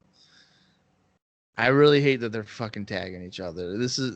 It hurts the flow of the match, and it takes away like the energy and heat of it. Absolutely. But Daniels is additional tag rules in a fucking cage. Like, come on. Now, I'm curious to see how the rest of this match is going to go. We probably should have mentioned this before it started, but is this a hidden gem of a cage match here in TNA? Obviously, we know that they had a very, holy shit. He just did a single leg drop kick and then landed on Chris Harris. Yeah, double whammy. Wow. We know they have the big cage match. What's it at? Victory Road 2004? Is that the show?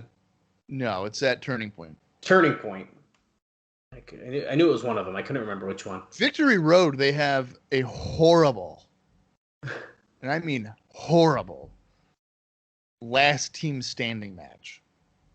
Oh, I haven't seen it in a while, but now you said that, and I remember. Yeah, No, it is not good. Those shows blur in my mind. But needless to say, is this going to be a hidden gem compared to the match that they eventually ended up having, which we all know what happens in that match. Yeah. Victory Road it always leaves a poor taste in my mouth because on paper, that show should be fucking amazing. And it's the only one I ever bought. And I was so disappointed in it that I never bought a TNA show after that. That's really sad. James Storm just got tagged in after Harris got some hits. And now Storm just hit Daniels twice. Skipper's like struggling to get to his feet. Oh, he just got him. Reverse DDT? What's he going to do? Lifting him up. Going for a reverse suplex, but... look at that. Oh. Storm reversed it and then hit his own reverse suplex to the cage to Skipper. Swinging neckbreaker on Daniels. That was nice. Yeah, but as I've said it before. Victory Road, Turning Point, and then like Lockdown 2005. I got in a DVD box set, and I'm telling you, is my first exposure to TNA, a real exposure to it. So like, there's nostalgic feelings with those three shows, but they all blur together to me. Yeah, no, I believe that. Oh, low blow by Daniels. That's not nice. Sends Storm into the cage face first. Is he blade? He might have just bladed right there. Really? I don't know, dude. His hand was up and it looked like he did a slice. But look at that. That might do it. Oh wait, here we go. Okay. That might do it. See, now I'm like looking for it. Now that we were just pointing out Chris Harris's. I always do that crap. Whenever in like this era of wrestling, whenever like in WWE, if there's a chair shot to the head, I'm like, where's the blade job? Yeah. Chris Harris is looking nasty. Hell, man. Let's see. We got to see the head. They're kind of showing it off, so it looks like he might be, but we haven't seen it fully on yet. James Storm, that is. Elix Skipper is still laid out. Oh, is he?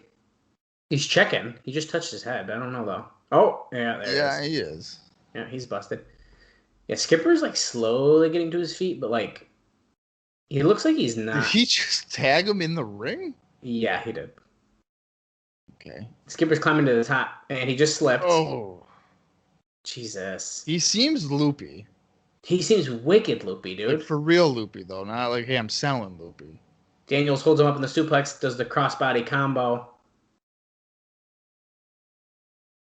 We're still going with the traditional tags. Like, usually the stuff breaks apart where it's like, oh, just beat each other up. Well, it should. It's in a cage. Right. But I'm not really a fan of a referee being in there either. 1, 2, kick out. The referee doesn't bother me as much. Well, I feel like the consensus is usually that a cage match should be pin or submission, not escape, because the point of the cage is that they're in there. I feel like I always forget, but I agree. I think that is the main, like it should be. Yeah. But then I feel like when you see a cage match, you kind of want to see him escape. See, I don't know. Storm and Skipper down now. Storm is face down. Thank you, Dan. Like I feel like every time, or at least most of the time with WWE, like the referee's been in there. Well, that's what I mean. I think when I want to see it, I think I would want to see an escape if I was like in the building, because it's like, oh, I see this dude standing at the top of this cage 15 feet up. Like, yeah, what's going to happen? I think that's why it leads. And half the time, then they turn around to jump off, or they get thrown off, or right. I think I prefer escape. But it makes more sense, I guess, realistically. Oh, Skipper getting back body dropped essentially into the cage by Harris, I think, right? Yep, yeah. That's Harris. Daniels tilt-a-whirl, then darts him right into the cage, and then into the other side as well. Is he going to do a blade job? Probably. I would assume. He just hit his head twice, and then spearing Skipper up against the cage. Holy crap. What if that cage just collapsed? Like that side just fell down? It wouldn't surprise me. Actually, it's a lot more sturdy than I'd expect for them to have it. I was expecting it to be pretty loose, to be honest with you. Dan's head, he's busted. Yeah. Is he? Now, for those keeping track at home, of course, we know that there's this cage match, and I believe we have Sonny Siaki and Sandman, I believe, in a Hard 10 tournament match, and that's everything we knew about this show going into it. Full Nelson Slam for a 2 count by Harris on Daniels. Is that on this show? Yeah, that is a semifinal Hard 10 match. So we're almost done. We are so close to finishing the tournament. The Duck going Cup for Canada Invitational. Stop it. Oh, Angel's Wings. Got it. That should be it. Oh, he's taking too long to go for the cover. 1, 2. Oh. Oh, damn it. Oh, God. Oh, God. But at least there's no outside interference. Exactly. Daniel's picking him up. Oh, Storm with a clothesline, though. What a save.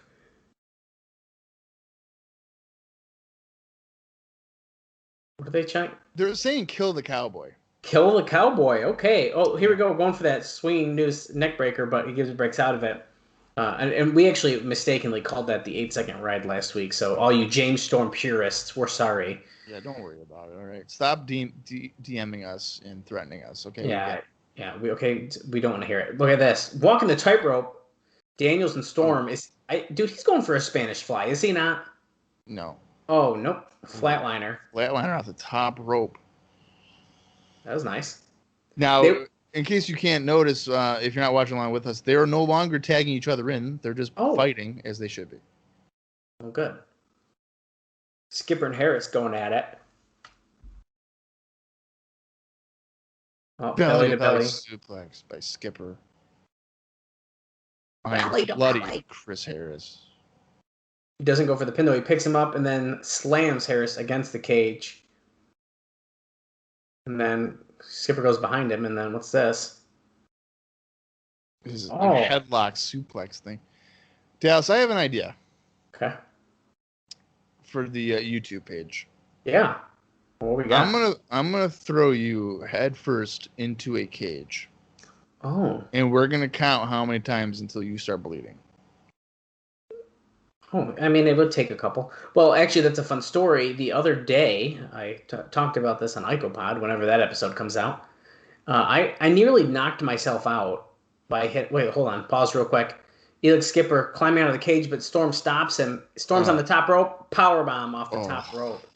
Skipper's taking some bumps in this match. Dude, huge bumps. Look at JB. He's like, oh my God. Holy crap, guys. So I nearly knocked myself out by hitting my head on the shelf in my closet, like going down. Right. Oh, kick out at 2 by Skipper. So I went down, and it like flashed, and I fell. So I almost knocked myself out, and then I had to come on and record with you guys, so you can understand how my head was feeling. But I actually just did it again yesterday. Now I didn't hit it as hard, but you can probably see it. I have marks on my forehead. So, and I didn't quite bleed, but I almost did. I think if I hit it once more, I would have been bleeding. Dallas, do you need to have like safety stuff around your house, like baby bumpers and stuff? Dude, I hit it hard. I'm gonna buy you a helmet. I could probably use one. Yeah. Daniels into the corner by Harris. Come to the clothesline. I remember one time in like middle school, I was running home from like a confirmation class at my church because my dad fell asleep on the couch. So I had to run home, and I clotheslined myself on an electrical wire. Oh, like the ones that go going to the ground? Yeah. Oh, God. Didn't see it. Holy shit. Harris just speared Daniels off the top rope. That was huge. They were both on the top rope, by the way. He's doing his best Edge impersonation, Edge and Jeff Hardy. But yeah, I clotheslined myself on an electrical wire, and I thought I was going to die. I bet. Yeah, and then one time I went to the bank in the winter, and I was running in the snow and proceeded to faceplant in the snow. Oh, man. Right on Morgan Road. So that was seen by probably 35 people. A lot of people, yeah. Play of the Day by Skipper. Say my name. Prime time, baby. Nice puddle of blood there for our viewing pleasure. What's this? Skipper climbing up. There's a pool of blood. See, now Skipper is going to try to escape here. That's not part of the rules here. Wait a minute. No, he's climbing on top. He's on top of the cage. He's Jimmy Snuka. Storm is standing. Yeah, he's definitely standing, just looking at him. And crossbody. Jeez, Borash is losing it. That was nuts. Cheerleader.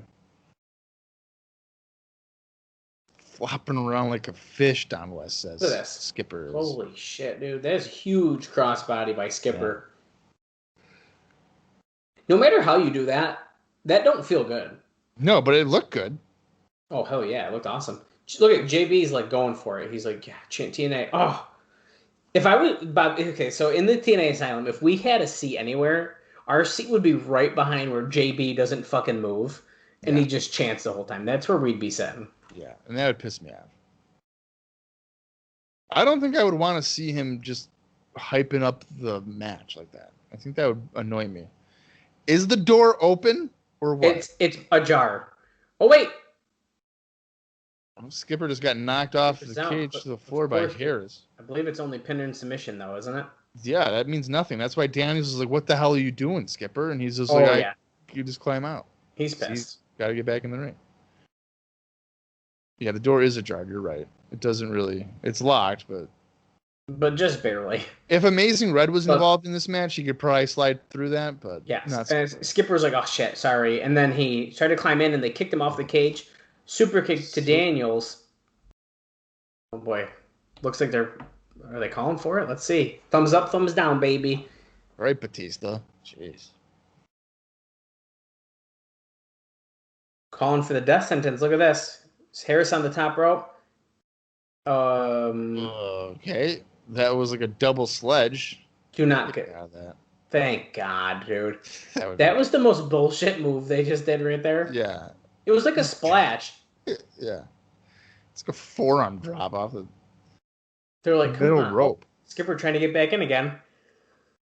See, now he's going fast enough where he probably should just get in. Because he scaled that pretty quick and he gets knocked off again. And he slides across the mat with his baby oil and sweat combo. All right. Now Storm is like, hey, Harris, don't fuck it up this time. And Harris is like, okay, fine, I'll prove my worth. I'll go to the top of the cage. Holy shit. Fucking Chris Harris is going to break his tailbone. If he's going to do this, he's got to do the splash again, right? And then he fucking had to spin around, so that's even more dangerous. Oh, my God. He's not sitting right for at least a month. Great. Death sentence off the top of the cage. That's right, off the top of the cage onto Daniels. And by God, that gets the 3 count. America's Most Wanted. They are your new tag team champions. Now that, my friends, is a great cage match. Yeah, that was really great. I think that's probably the match of the year so far here in 2003. I think that's a really good... there's a really good chance. I mean, this was excellent. If you're following along, we're at 27 minutes and 17 seconds. So that's a killer way to open this show. Yeah. Now we've watched this match twice, and I'll tell you right now, both times that flew by. And it was enjoyable. Like that was a good match to watch. Yeah, it really was. That's a really good match. Now, everyone, please remind us in just a year and a half, 2 years here, when we watch the Turning Point cage match, hit us up, be like, is it good? And then we'll say, Bob, we're going to have to rewatch this one to really compare. Yeah, I mean, I don't know. If I had to guess, the Turning Point match is going to have repeat spots from this match because their logic, and rightfully so, is that there's going to be more people watching the Turning Point match. So they're going to take spots from this one to use in that one. So yeah, you probably have to factor that in to like give it to the original. That's a good point. But we'll have to watch. We'll watch that when we get to it. I can't wait. Okay, we're at the table here. The Hard 10 tournament they're talking about. Okay, he's talking about Saaki surviving this long. But that's not all, Don says. That's not all, Mike. Tonight, a grudge match between Mr. Explosion, Erik Watts, and Kid Kash. Mr. Pre-Show.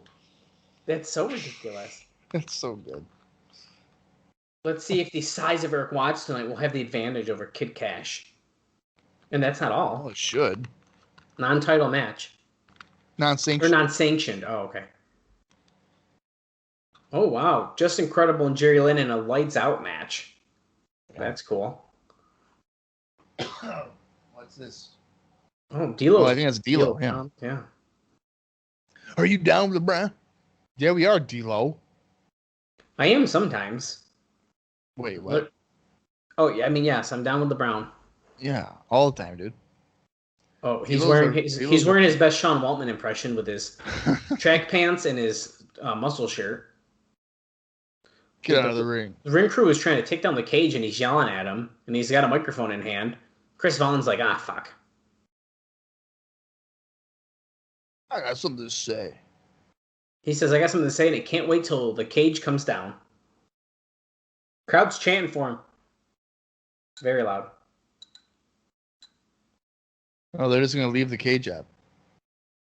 Okay, that's kind of weird, but I guess can't really move it if he's in the ring talking. This cage reminds me of my run in the WWE. I was trapped in a cage. I wasn't able to flourish. Talking about his main goal was the NWA title, which obviously is held by AJ Styles. Yeah, and he got distracted. Got sidetracked. Take. Now AJ's had a lethal injection of Vince Russo. What's that? Jay Lethal's at the Asylum. What happened? It's a lethal injection! Okay, so he wants to go for the NWA title again. I don't think that's a good idea, but that's my opinion. Probably not a good idea. So tonight, it's not about titles. It's about pride. So AJ, I want you to come out here, look me face to face, and tell me and everyone in the asylum why you chose to go with Russo. Are you going to be the man that you claim that you are? Or are you going to be that little snot-nosed, egotistical punk that is controlled by Vince Russo? I don't know about you, Dallas, but AJ's fourth heel turn here greatly impacted my life, and I need to know why. Why did he do it? Why? Yeah, a lot of people would be like, Larry Sabisco turning on Bruno, or Hulk Hogan going NWO. No. He was with Zabisco, too. I forgot about that, even. Yeah, but that was weird. Sabisco was like, I want to be your manager. He was like, no. And he's like, well, if I survive 10 minutes with you, then I'm going to be there. And he's like, okay. That was weird. And then he was there for a week. Stiles out here, also in his best Sean Waltman, gray track pants. Yeah. And a t-shirt. You can tell we're dressing for the early 2000s. Look how baggy his pants are. Yeah, we are. If you're going face to face here, yelling at each other, yo, you're a punk, you're a punk, you're a punk. Is there even a microphone still? We don't even know what they're talking about. No, we don't. Oh, D'Lo just hit him. Tna says, what the hell is going on here? Whipping Styles against the cage. Oh, vicious back elbow. Styles bumping like the machine. Well, kudos to AJ because he's not backing down. He's going right after him. Yeah. Oh, kicks D'Lo after that Irish whip there. Kick Styles in the gut. Is he going for the sky high? No. Drops him over the top rope throw first. That's fun. Whip Styles against the rope. That's press.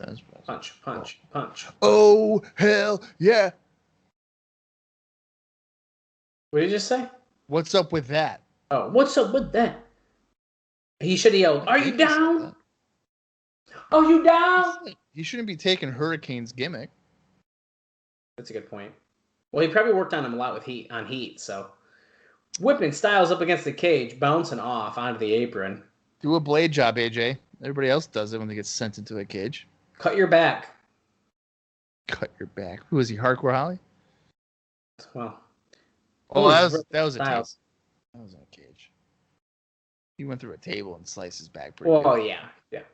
Well, it's like a bisque in barbed wire matches. He slices his arms, which kind of freaks me out. God. You gotta be a real psychopath to do shit like that. Hey man, put a skewer in my forehead and like just stick it in there and like I'll walk around with it and be like, oh. Grading Styles' face against the cage here.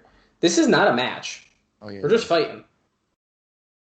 Yeah, you're right. It's not a match. There's How do you feel about a hand of skewers and they hit them and then they go pop pop pop and then they let go and they spread out? Yeah, no, I don't like that. Or have you seen the ones where they stick syringes in the cheek and squirt water out? Yeah, it's great, dude. Good shit. Look, Styles trying to escape here, and he is. Get out. Run. He's just walking on the cage now, trying to get down. Why is he taking Oh, shit. Oh, fuck. Oh, my God, dude. How do you not break your arm? He essentially just did a face bump off the cage onto the floor. Okay, ready? Boom. Holy shit, dude. God, dude. Not D'Lo's out of the ring. Could you imagine? Oh, here's this overhead suplex on the ground too. That's nice. Could you imagine Russo being like, "Hey AJ, I need you to just do a complete face plant off the cage, right to the floor." And Styles is like, "I'm not sure about that." He's like, "Do you want to mow lawns again? Do you want to mow lawns?" The landscaping business has been quite competitive, AJ. Do you really want to go back into that life? Yeah, right. D'Lo has a chair in hand now. Walking over to Styles. Oh, hit him in the back. Holy shit, it broke. Someone in the crowd was yelling, "We don't need the violence." And you know, that's so true. You guys were just friends 2 weeks ago. Come on. Yeah, they ended things on good terms. AJ like dedicated the title win to D'Lo. I know. I mean, it might have been sarcastic, but like whatever. Well, yeah, who cares? Yeah, boom, Styles off that cameraman stand. D'Lo threw that other chair into the ring.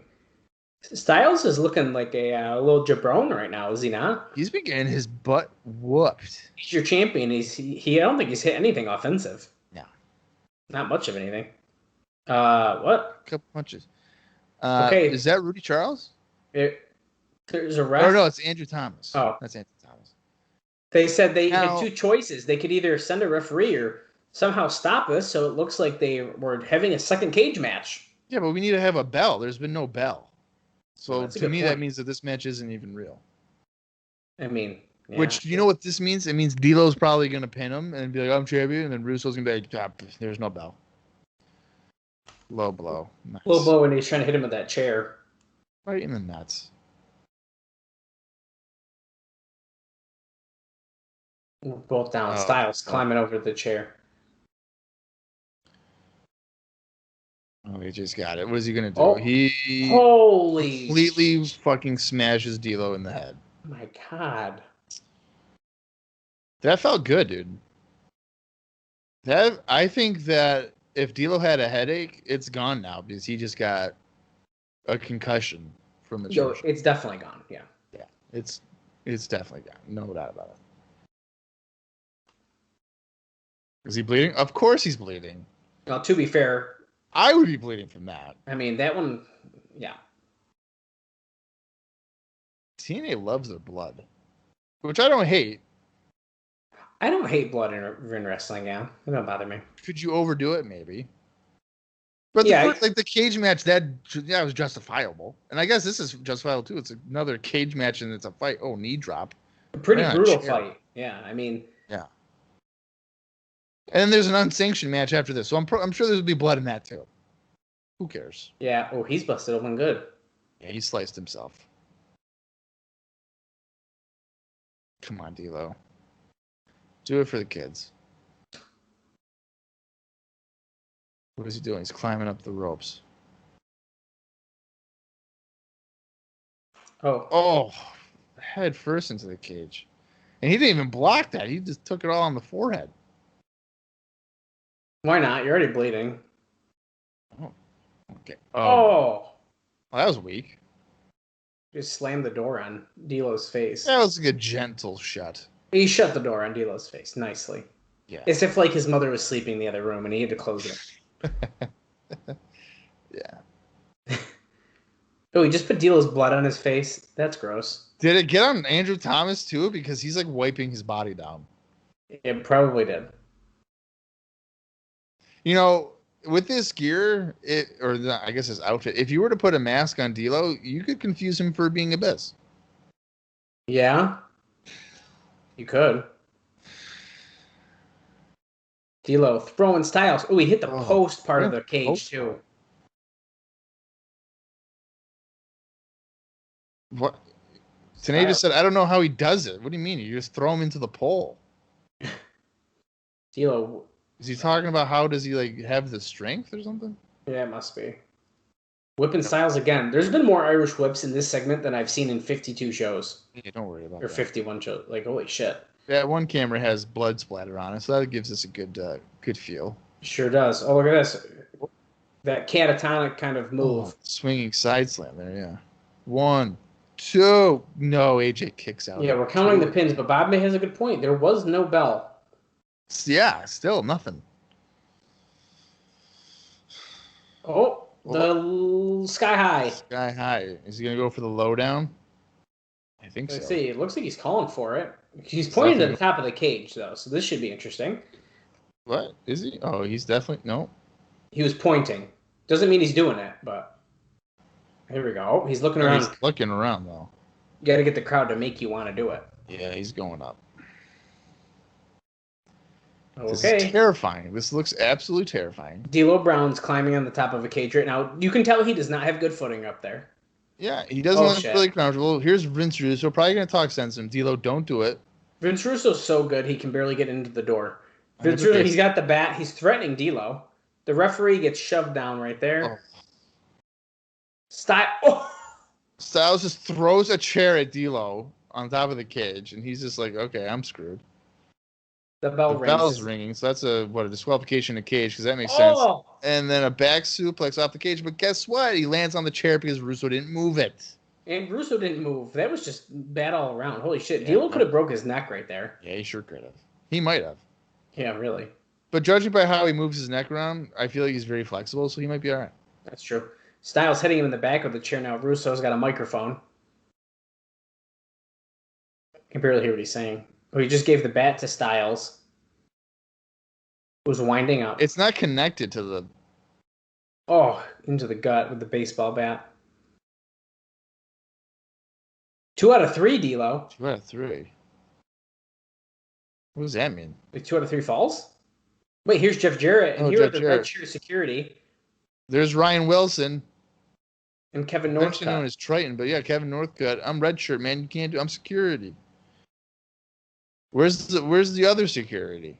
How come they're not doing nothing? So the one with the darker hair, that's going to be Triton?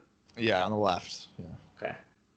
Stiles. And let me tell you, it's fucking horrible. That sounds it. I mean, Kevin Northcutt, or whatever his name is, he's got a good look to him. He does have a good look. And he was an Aftermath guy. So I remember seeing him in the magazines.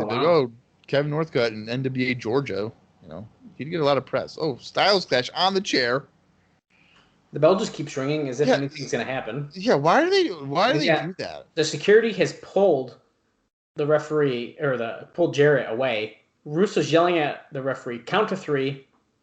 He doesn't want to do it, but I don't think he's going to do it. Here's another ref and another ref. Rudy Charles, Mike Posey, they'll do it, though. They're like, no. I like how they go in there, they just wave their arms. Like, yeah, that's going to help. What are you doing? Go leave. Well, the gathering's in the back. Here's Julio De Niro. Oh! De Niro and Larry just got...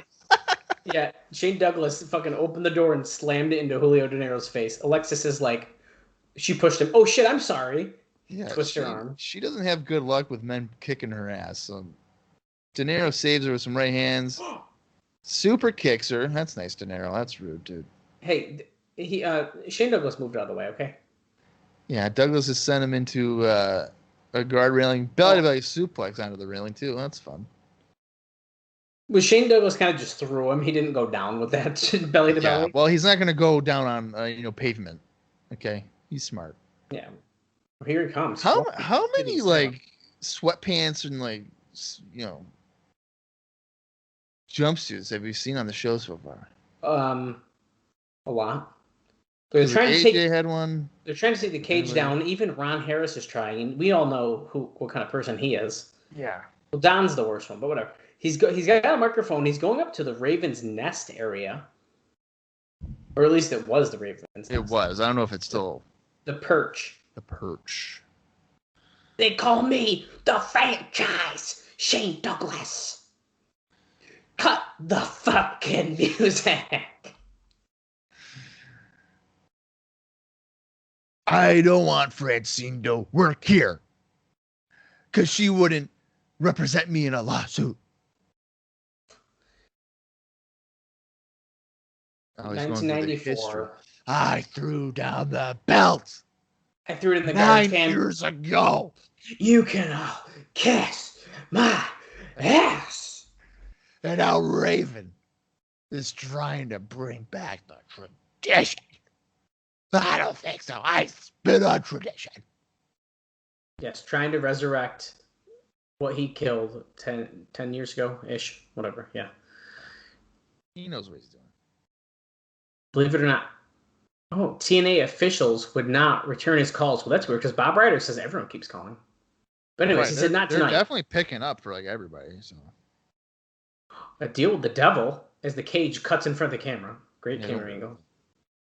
And he said to it, "You get my foot in the door, and I'll do your bidding, and I'll take Raven out for you." What's that mean?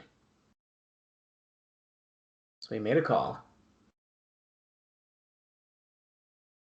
The franchise will always sell his soul to dance with the devil. Oh. He just yelled to a fan, "You can kiss my rear end. The franchise is talking. Sit down." Since when does he go PG with the rear end? Right?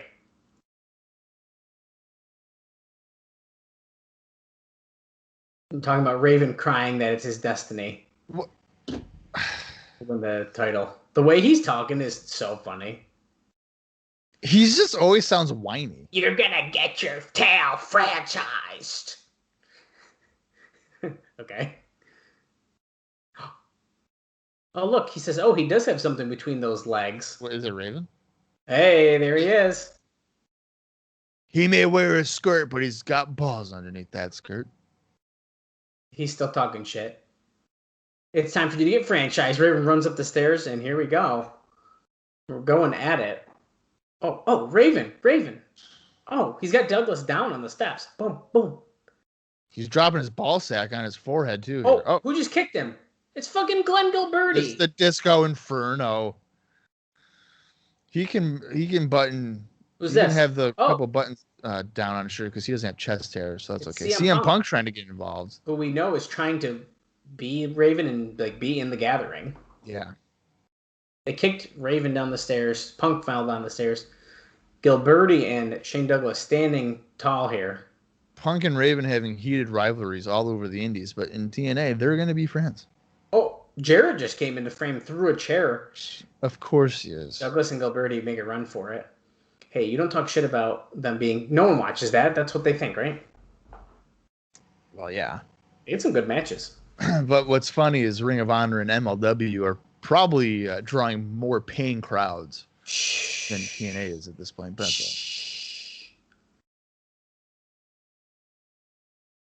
look at you, just standing around with a chair, looking down. Hey, Raven. Oh, look at this. It's a sit-down with Mike Tenay and Sting. Yeah, now... Uncensored. I got to give Sting credit, because at least his hairline stays at that length for like 9 years. It does. So. Oh, a lot of people don't know. Like, you've never heard him before. Whoa. Unscripted, uncensored, unprecedented, unleash. It's Sting. Sting, behind the paint. The Mike Tenay interview. Now, I'm wondering if this is the interview that was next week. Next week. I'm wondering if that's the interview that they were teasing in The Observer, but it didn't list Sting, so I don't know. I would imagine that's what they're talking about. Now the lights go out, and that means it's the lights out match. Oh, symbolically turning out the lights. Yeah. Oh, shit.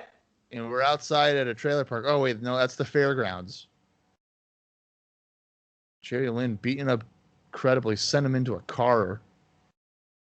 And through a cage, chain link fence there. And I like how Jerry doesn't go through the cage opening. He just goes around the cage.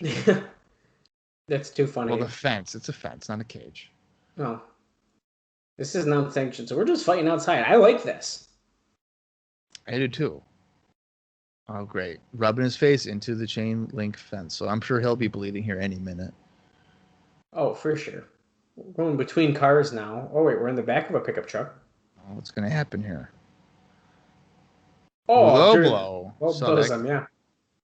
And then throws him out of the truck onto a Oh. bunch of grates. Come on, you son of a bitch. Jerry looks pissed. Who's that guy? Yeah, so that's not a TNA official. Oh, that's the one they were just telling us about. Yeah, since it's not a sanctioned match. Broken piece of table, just hanging out. Yes, former men, ECW champions. I literally thought that was just a guy, like, hanging out. Just walking around with him. I really did. Oh. Oh. Piece of, like, plywood that Credible just got sent through. You know, I should have been taking shots on this show for the amount of times that there was an Irish whip. You'd be done. I'd be throwing up. You'd be way done. I'd be dead. Ooh, hitting Credible against that little lift. Scissor lift. What shirt is he? Is he wearing an American Chopper shirt? Yeah, he sure is. As we're just punching each other, we're slowly making our way toward the stage. Jerry Lynn Irish whips him. He goes over the guardrail near Lollipop. You better stay away. Stay away from her. Okay, she is an innocent person. She is a great woman. She is trying to get her degree. This is just a side job. Absolutely. Oh. Oh. Hangs him up over the guardrail. You think Belladonna's still delivering pizzas? Yes. Yeah. She's got big boobs and she's got pizzas. Look at this. Jerry Lynn jumps over the guardrail on Incredible. I think she's working at like Hooters now or something. She's probably upgraded. Oh, do you mean like today or like in 2003 at this Well, time? she's dead today. So she can't be delivering pizzas in 2021 because she's dead. Oh. Lynn just sent... What? Oh my God, Lollipop fell down.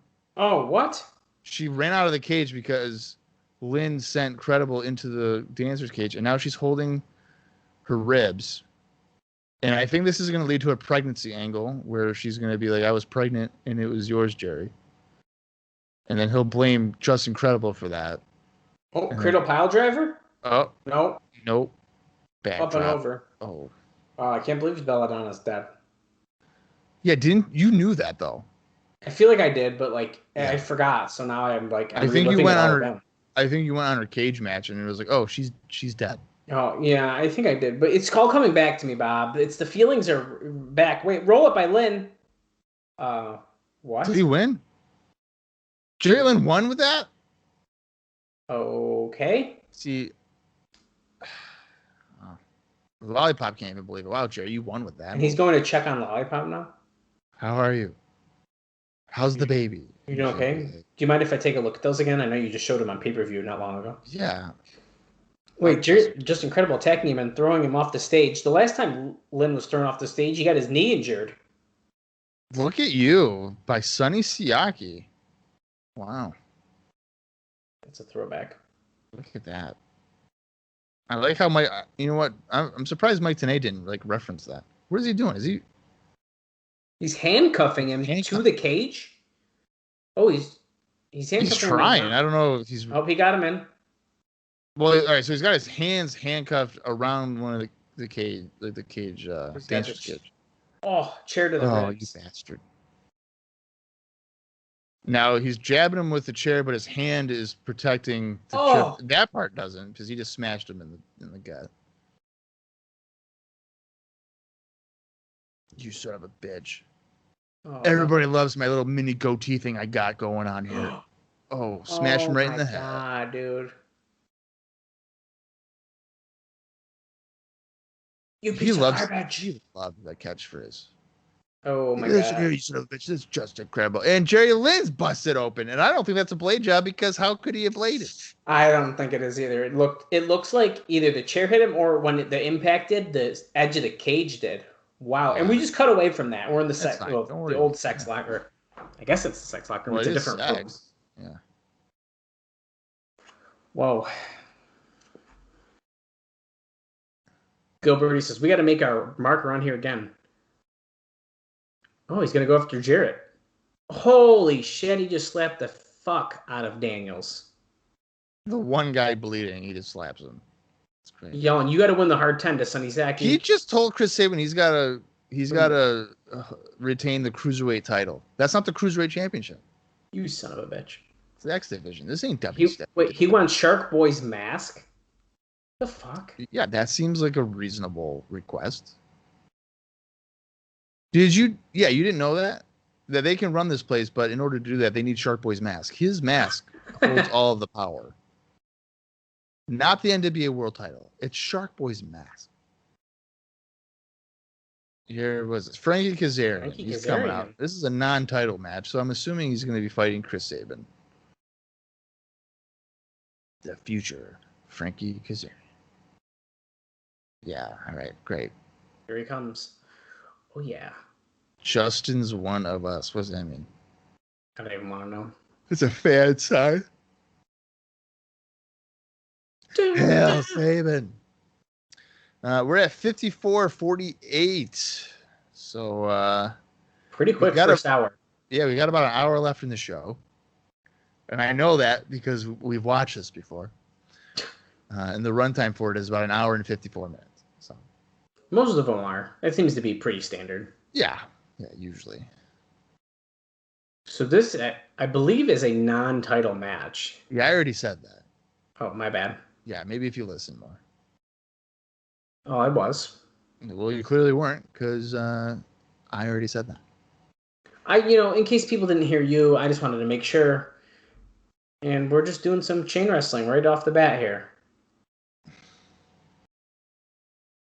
X Division seems to be like, let me show you how I can chain wrestle, and then I'm going to do some crazy fucking moves. You see, I hate that. And they do that a lot on the indies. So you see, like, I'm trying to think of high flyers. Nice. I haven't watched indie wrestling. Takeover. But let's say like AR Fox against Leo Rush, right? I want to see them doing springboards and dives and stuff, and they'd be like, okay, hammerlock. It's like, no. I don't want to see springboard back elbow by Kazarian. Drop kick as well. And another. Oh, look at him go. Yeah, dude. Leo Rush, though, he just announced his retirement. He's done. He's hurt. So what's going to happen is when he becomes healthy, he'll be like, I'm back. Yeah, well, isn't this the second time he retired already? I don't want to talk about it. I hate when wrestlers retire. Just say you're taking a break. Like, I might come back. I don't know. But I'm not going to retire.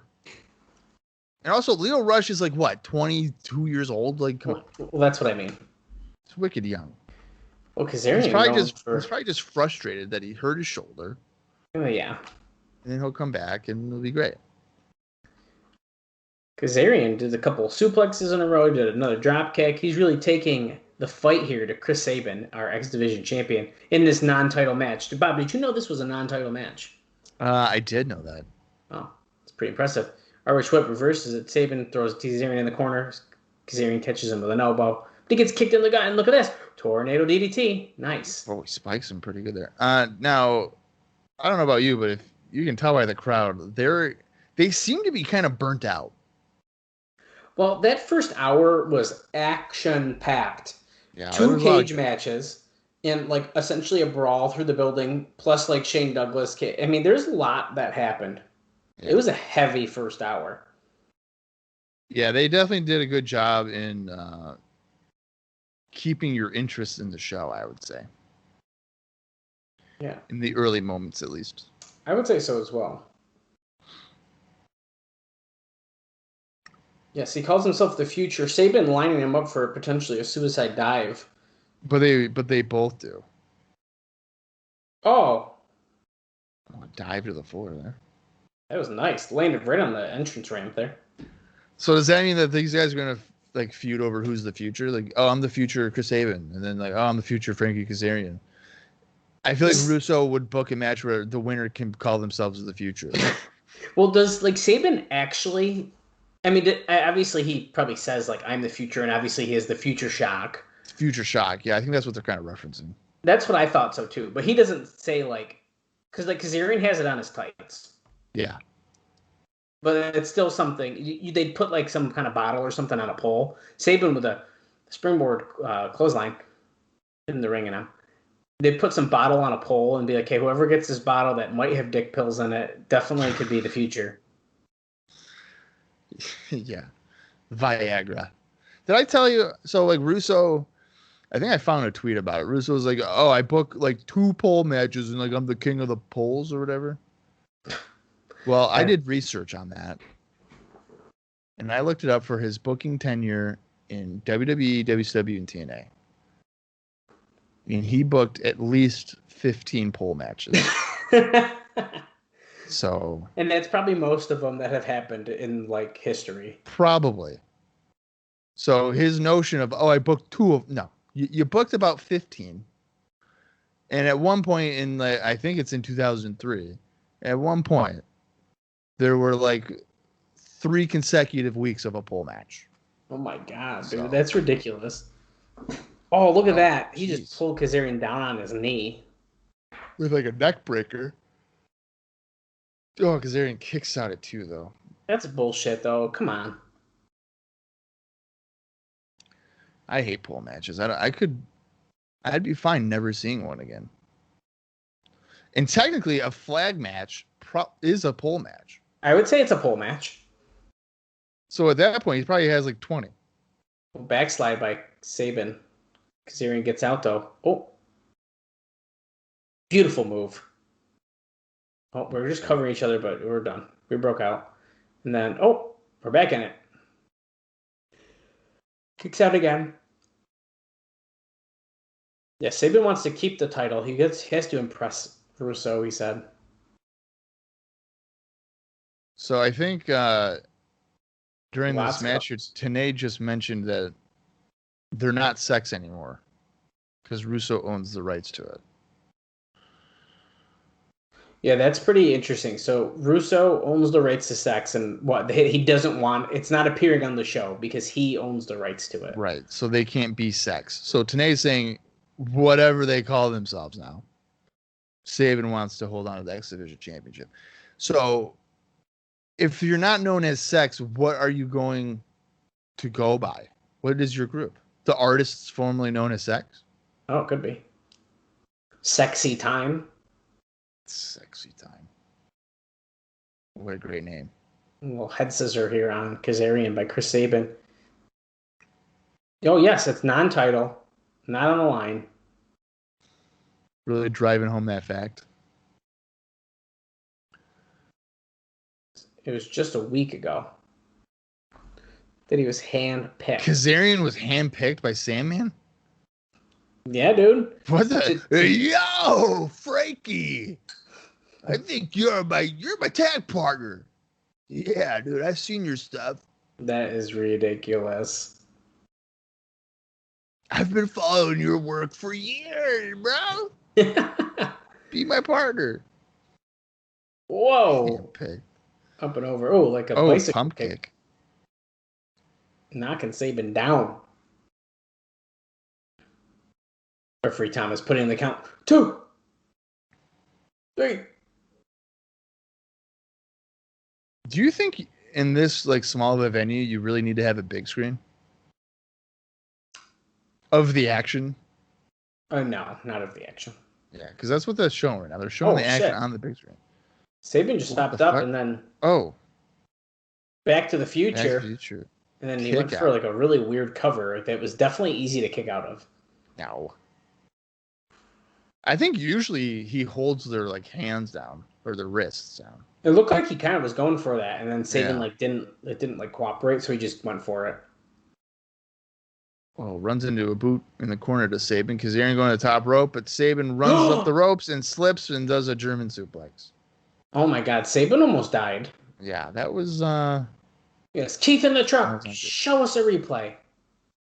Look at I was going to say that might have been the same corner as Elix, but Elix was the corner to the right. Yeah, Sabin's right foot slipped. Yeah. That woke up the crowd though. They're like, "Oh, cool." Yeah, it did. We almost saw somebody break their neck. Wow. That was pretty cool. But Kazarian kicked out because it took too long for the cover. So yeah.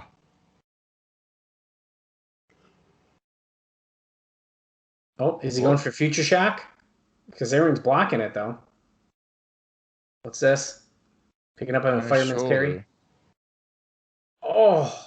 Definitely drive into the corner, and Sabin's in a tree of woe. Oh, what's this? Kazarian looks like He he's fell going to down. the... Oh, yeah, Sabin fell down. Kazarian goes to the corner, coast to coast. Well, he sat down. It was like a weird, like, sit-down one. And he missed it because Sabin rolled out of the ring early, and he still went for it. Yeah, but he was in the midst of doing the springboard, so I can see why he wouldn't be able to stop himself. I get that. Okay, that makes sense.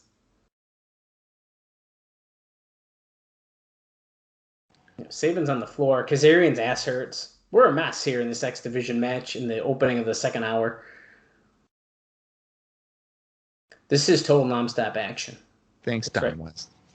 Oh, He counters the wave of the future, or the, what was he calling that? That's I not think the it's the way. I think it is. Is it? Yeah, I think it is. Oh, Backbreaker by Sabin. Going for the cover here. Oh, forearm right to the face. That probably feels nice. 2 count. Sabin's like, dude, come on.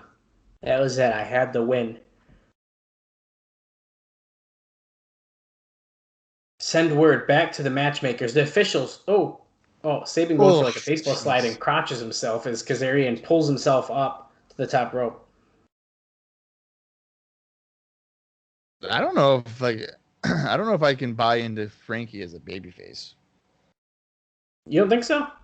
No, I think he comes across better as like an egotistical douchebag. Yeah, I get that. I mean, his name is the Future. It kind of seems narcissistic. Oh, Wave of the Future.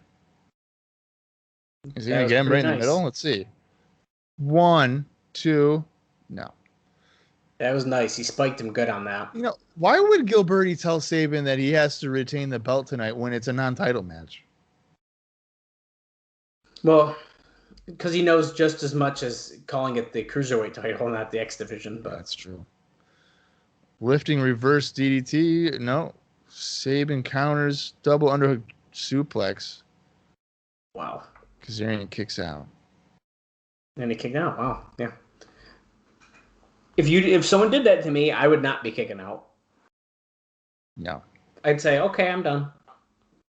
I would submit during a lockup. Because I'd be like, you're rubbing my ear, and that hurts. I give up. Sabin was going for the top, but Kazarian just did a single leg drop kick to him while he's on the top. And he crotch Sabin. Sabin's nuts have to be hurting. Oh, yeah. You need to stop yawning, because that's making me yawn. So, Am I doing it that much? yeah. Look at this. Oh, shit. Spanish Fly. Ugh. The flux capacitor. That Be better careful when you say it. the one-man version of the Spanish Fly, and they don't mention Joel and Jose. They better be pissed at home. Oh, shit. Kazarian with the clean win. Well, after that type of move, you probably should just win. Yeah. Well, he just pinned the X Division champion clean. It's a clean win right there, brother. Now Disco's going to be like, you fucking lost the belt. And Sabin's going to be like, no, I didn't. Non-title. We're sending it to the back to Goldilocks. She's with the franchise. She said, I'm standing back here backstage with Shane Douglas. He's obviously not done talking for the night. What is he doing? I got a lot to say. Why was his face so, like, weird? I don't know. After 22 years as a student of this game, I consider myself to be an expert on this business, Jeff Jarrett and Raven. And he's doing the Jeff Jarrett point. Yeah, he is. You're You Memphis. Sticking it where it doesn't belong. The franchise's business. You think you and Raven can coexist in TNA, shoulder to shoulder, side by side? And he throws it down tonight. You and Raven as a tag team, 2 weeks after whooping each other's ass, come to the ring tonight. Jeff Jarrett and Raven. If the franchise has to use you as his latest stepping stone, so be it.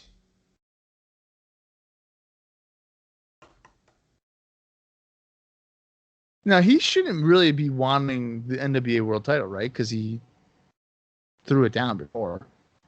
Well, I feel like he wants it so he can do that again. Because I feel like he's here because he doesn't like that the tradition is back and stuff, so he wants to get rid of it. Yeah. Will they throw it down? They'll be like the National Wrestling Extreme Championship Wrestling thing. Could be. We're the NWECW, the National Wrestling Extreme Championship Wrestling Association. So this will be the NWECWA. There we go. I think that's a great idea. We're at the announce table here. Just talking bullshit. What a strange situation we've had. It's been so strange. Oh, great. Watts and Kash. That must be coming up next. Every single time, Mike. They got a hatred for each other. Oh, but before that. Oh, a history package of the two. Perfect. 3 weeks ago. What history? Well, Bob, I think this history package is a great time to mention what our thoughts are on Jeff Jarrett's My World podcast about the creation of TNA. Yeah. What do you have to talk about? I think it's pretty damn good. I think the whole podcast is good. Absolutely. Well, of course it is. But, the first... Now, as of this re-recording, we have 2 episodes out of the creation of TNA. And, I think it's pretty interesting to hear from the man himself. He's talking about all these meetings in New York and business partner meetings and all that kind of stuff. And then we're hearing the names that we talked rumors about, but people that were given contracts to sign and all that kind of stuff. So, right. Again, it's super interesting. And then even recently, it's funny because they're reading notes that we read on the show as well early on, and I was just having flashbacks. I was like, oh my God, I remember talking about that. Yeah. So, well, I thought it was. I think it was Sting, right? Where they sent him the contract before the show.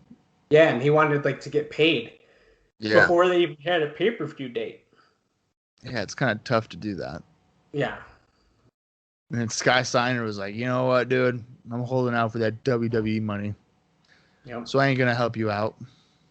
And then it was Savage or something, wasn't it? Who had got a contract to him, or was it Savage? Well, he talked to Savage. I don't know if a contract was sent, but there's Savage and Warrior. I mean, if these guys would have came in to TNA, could you imagine if we were talking about, Ultimate Warrior against Abyss tonight? That'd be very bizarre. Fucking weird. Oh yeah, Elix trapped in the cage with a monster. That's sweet. They didn't chill the door get open, so we will never know who was in the thong. We're back in the arena now. Yeah. But yeah, no, I've really enjoyed every episode of the Jeff Jarrett podcast, and I'm kind of bummed that they're gonna steer away from TNA because I'm like, dude, just fucking do it every week. Right. Here comes Kid Kash. Well, yeah, we talk about WCW with Tony. We talk about WWE on JR and with Brew. Just talk about TNA, please. Right. Why can't it be just a focus on that? Because coming up, it's the first time he walked out. Yeah. And then it's his debut. It's okay. With WWE, it's okay. No, I want to know about, the time there was a fire at Hard Justice 2006. Let's talk about it. Look at Erik Watts. People are chanting for Mr. Explosion here. Dude, he is a main event guy on Explosion. Ridiculous. Well, he's in great shape. Is he? No. His Kid Kash starts slapping the shit out of him already.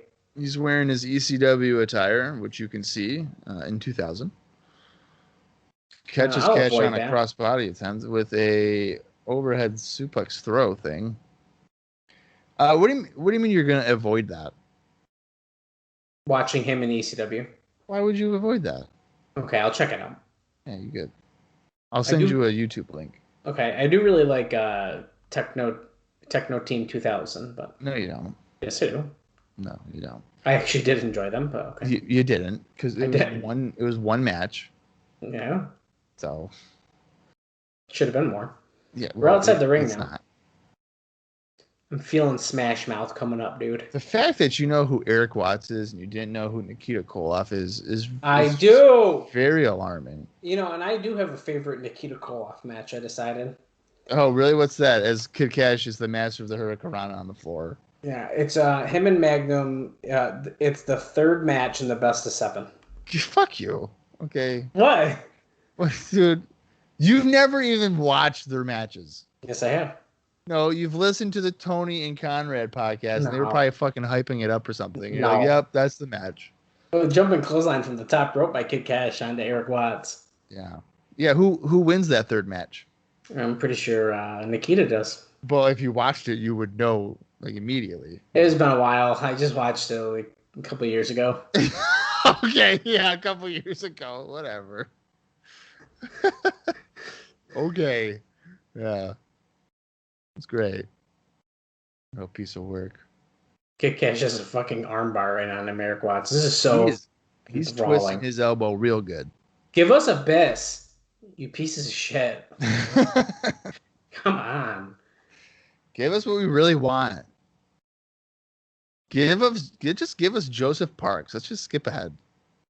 Joseph Park is pretty good shit. I was joking. I don't think it's that good, but whatever. I think it's funny. Of course you do. You think? I mean, anything TNA does is pretty funny. Knock it off. Kid Kash has got Erik Watts bent backwards right now in the submission. Yeah, just driving his knee into his back. It's got to feel good. He's like Ultimo Dragon. I bet actually, Erik it's Watts, not even like locked in. No. Like, what is he doing? I bet Erik Watts works at like he's like an insurance broker or like a mortgage agent or something now. I think he's a cashier at like a Dollar General. He looks like he could be, yeah. Yeah. Not like an assistant manager, but like he works 4 p.m. to like 8:30. Oh.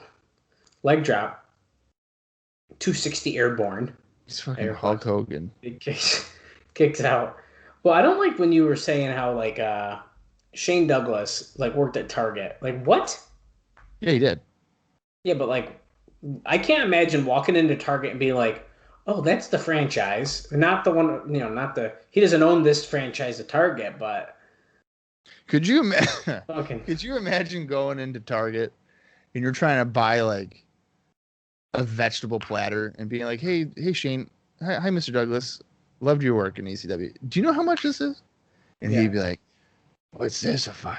You can take your veggie platter and you can kiss my ass." And he throws it down. Yeah. Yeah.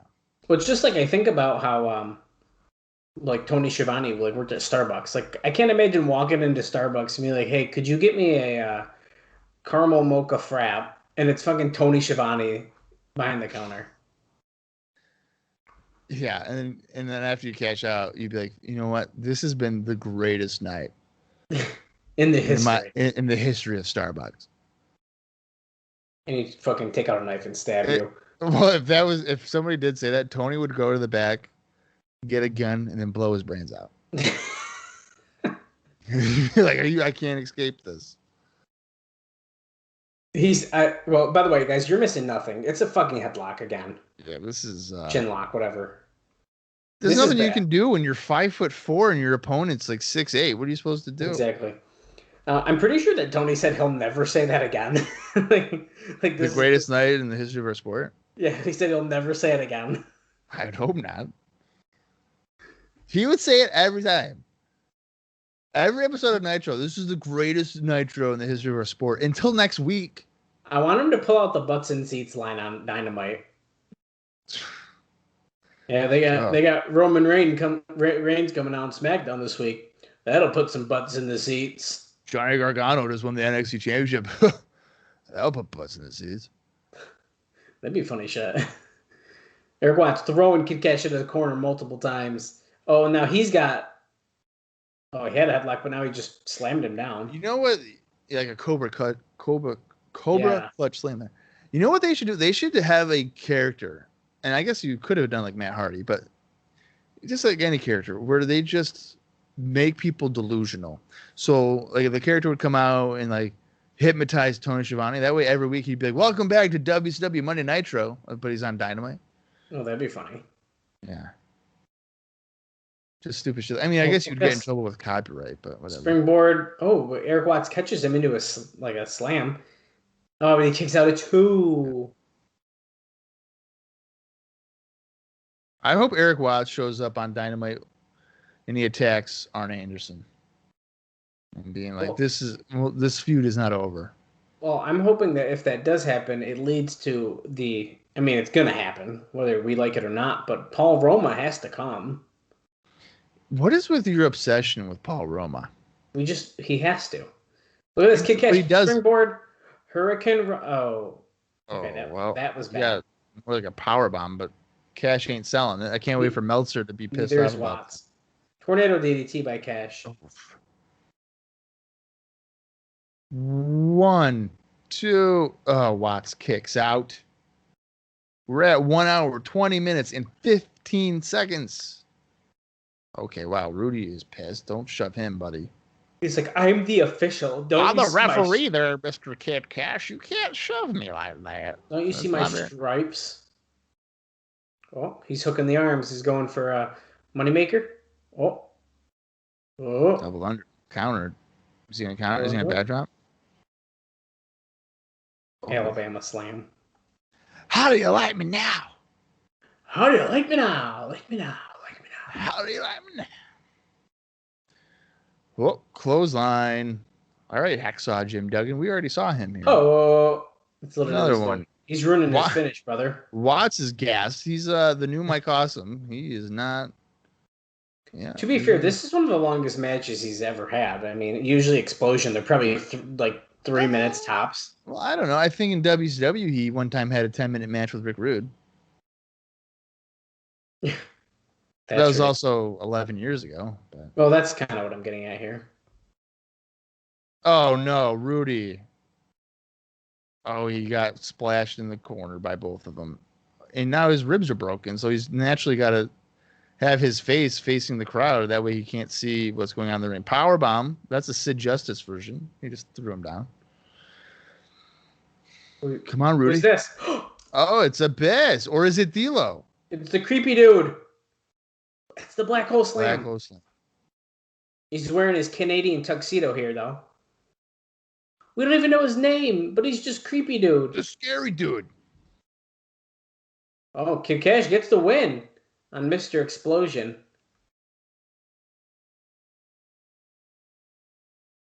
We have got to find out who this guy is.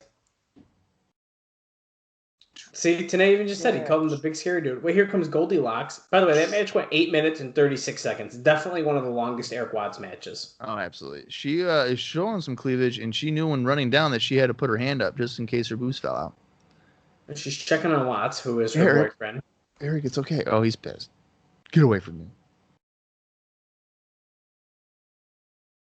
Oh, are you ready? This week's edition of The Interrogators. It's just Conan and Ron Killings. It's BG James wearing Don West shirt. Yeah, he's acting like Don West. And Jemima or Mrs. Butterworth. He's very excited. Oh, if Amazing Red had a syrup, I would swim in it and bathe in it. See, he's not funny. It's just like stupid. Yeah. Double wide or modular homes. Do you think that's actually Don West's shirt? Or Yes. do you think BG James had that shirt too? Well, he probably also had it, but he borrowed it from Don West for sure. Yeah, probably. Which would you prefer? Some caviar or juicy ass neck bones and rice? He said the neck bones and rice. On the real, Juventud Guerrero or Kid Romeo? He says, thank you for sending me Juventud. Tonight and tonight only. What? He's trying to sell a half of a Hoobie 2 calendar. He said the other half is in a messy divorce. And in December, he gets scantily clad. Is it true that once you go black, you never go back? And he said, why don't you ask your mom about that truth? And then he said, after this, I'm going to beat your white ass.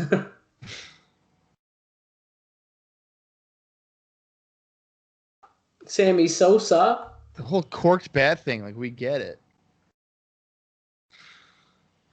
Well, we're going to take a breather for a second here, he says. What's this? Is that a card? Barry Bonds, rookie card. One-time opportunity. And I will send you this Barry Bonds card for 1995. Oh, he's choking. Killings and Truth came in. Hey, are you okay, man? He's like, I need a group hug. Do you think Don would even know it? He's mocking him? No. And they were chanting, go, Red, go. He says, Don, that's the most subdued I've ever seen you. And Don's like, ha ha. I'm not self-conscious now about my energy at all. Shark Boy in the Shark Tank. Oh my god. He's outside of the kiddie pool. And New Jack is like, I like how he has a monitor to watch the show in his pool. yeah. New Jack, why are you in this damn pool? You know what kind of match I got coming up? Because I need you to be out there for me. Okay, because he wants Shark Boy to be out there because he needs to know who he's fighting next week. Tonight. Oh, okay. That's what he wants it because he gets whoever is the winner. Right. He said, black people don't do water good. And Shark Boy's trying to get him to come in the pool and play the ring game with him. He says, I don't want to get in the water with you. What's that? A damn octopus? He said, boy, I beat your ass in every game we ever had. And now he's playing the ring game with him. Oh, did he get it? He says, I don't like this game. You gotta get in the water and do it. Oh, there we go. And he jumped in. He's like, got my drawers wet. Got my drawers wet. Oh, here's a recap of the bracket. You'll remember, we had Mike Sanders and Brian Lee. Mike Sanders won that. Slash and New Jack. New Jack won that. Siaki and Vampire Warrior. Siaki won that. Sandman, and I forgot who he beat, but he beat him. So New Jack's in the finals, and it's Sandman beat Crowbar. So yes. The winner of Sandman and Siaki will meet New Jack in the finals next week. I'm so ready for this tournament to be done. Yeah, no kidding. I can't wait for this tournament to be over, and then they'll probably just have another tournament because TNA kind of loves their tournaments. Oh, Jackie from behind with 2 trash cans. Now that shouldn't count because the match has not started. Do they give him points for that? Does that count? Know. Does spitting beer on him count and throwing the beer can? The beer doesn't count. I don't know if that counts, so we're gonna have to see here in a minute. I don't see anything on the scoreboard. I don't even see a scoreboard at all, so I don't know. Well, we'll see in a second here because now we're in the audience and Siaki. Oh, they just said Sonny Siaki is 2? Yeah. Wow, okay.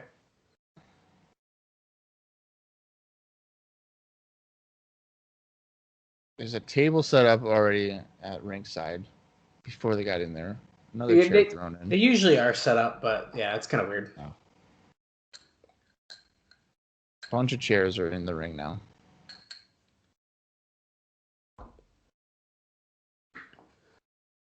2-0. So I think when he came out, I counted. Must have, I guess. We're just in the ring. The weapons everywhere. Vampire. Whips him into the corner.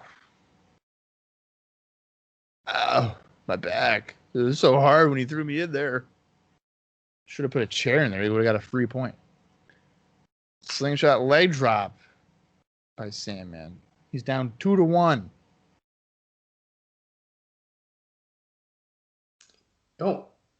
Raven and Jeff Jarrett will be talking to Goldie at the conclusion of this match, they just said. That should be exciting. They're best buds now. They totally get along. Nothing bad will happen. Crowd's chanting for Sandman. They don't want Siaki to win as he drops Siaki over the top rope. Let's see. He's got a chair. He's going to the corner. Up on the top. And a little leg drop with the chair. 2-2. They're tied up. You know, he's doing a lot of work for 1 point. Right? He's gonna fire up, dude. He's gonna have a cigarette in the middle of his match. Burn him in the eye. Right? Screw it.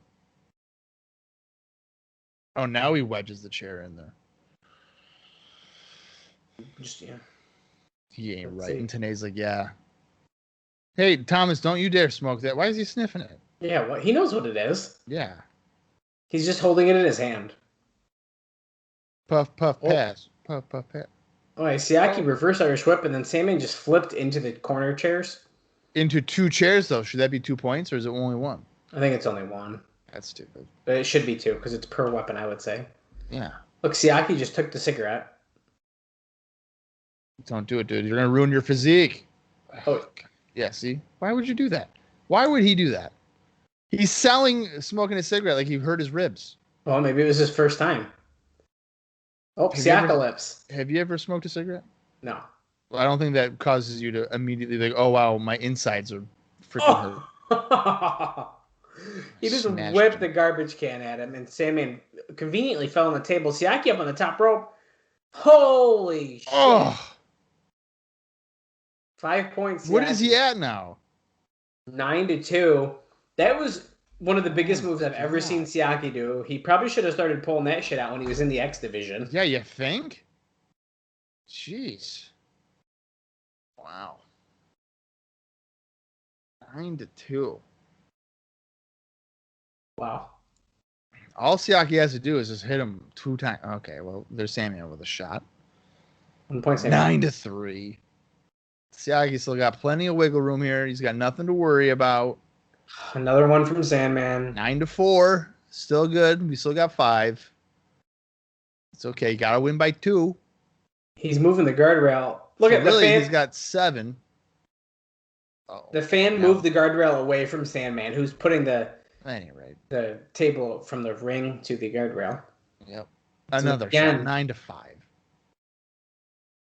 Oh boy. All right, we're getting a little closer here. Up 9-6.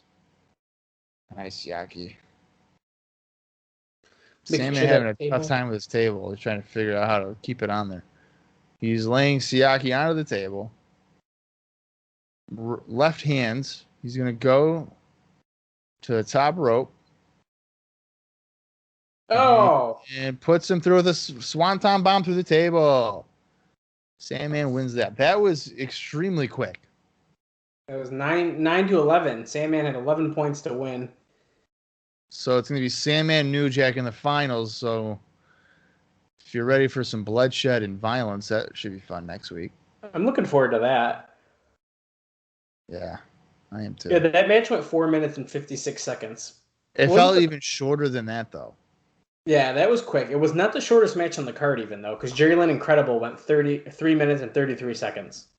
Really? Oh, but look at that. Siaki getting up, Sandman grabbing a chair. All right, you can't get any more points. Just hit Andrew Thomas.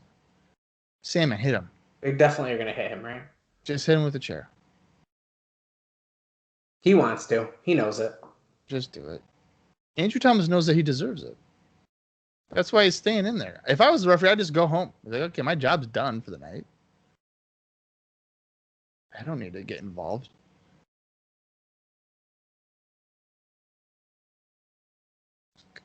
Who's coming in? Oh, it's New Jack. It's New Jack. Siaki. He's got wet pants, but he's here. My drawers are wet. My drawers. Him and Sandman staring down. This is our match next week, finally, to get this stupid-ass tournament over with. They're brothers in extreme. Oh, New Jack calling for a microphone. This is exactly what I need right now. Yeah, I can't wait. Get that censor button ready. Did you ever think, in your wildest dreams, he's like, look at me, drunkie, that me and you would be standing here looking at each other, and in 1 week preparing to beat the dog doo-doo out of each other. Same man goes, your point is... Jack says, we've been down the road for a whole lot of years, but next week we're going to beat the crap out of each other. Preach it. So they're going to see where all this gangsta stuff started, where all the violence started, and we're going to do it right here. He says, in the meantime, bro, this is what he's going to do. He's got 2 beers. Oh, this one's for you. Yeah. Chug it. And he starts drinking the beer. Oh, that's their way of showing mutual respect for each other. I don't know if New Jack has even swallowed any of that, and it seems like it went all down his face.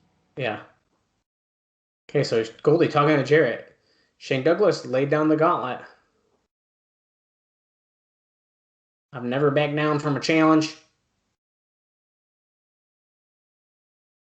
Everybody knows how I feel about Raven personally. But professionally, he's as barbaric as they come.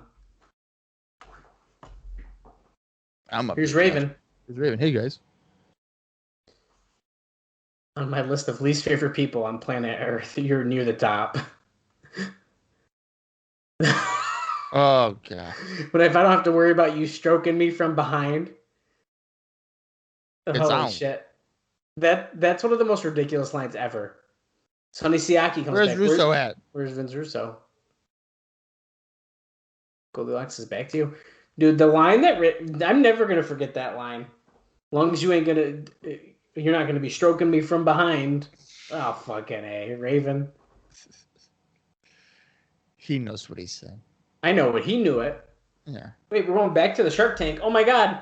Mike Sanders is beating up Shark Tank. He's trying to kill him so he can get the mask. Oh, my God. Don't. We'll see Dean Baldwin. Don't do it. Oh, he's going to get his socks all wet. You can't even pop the octopus.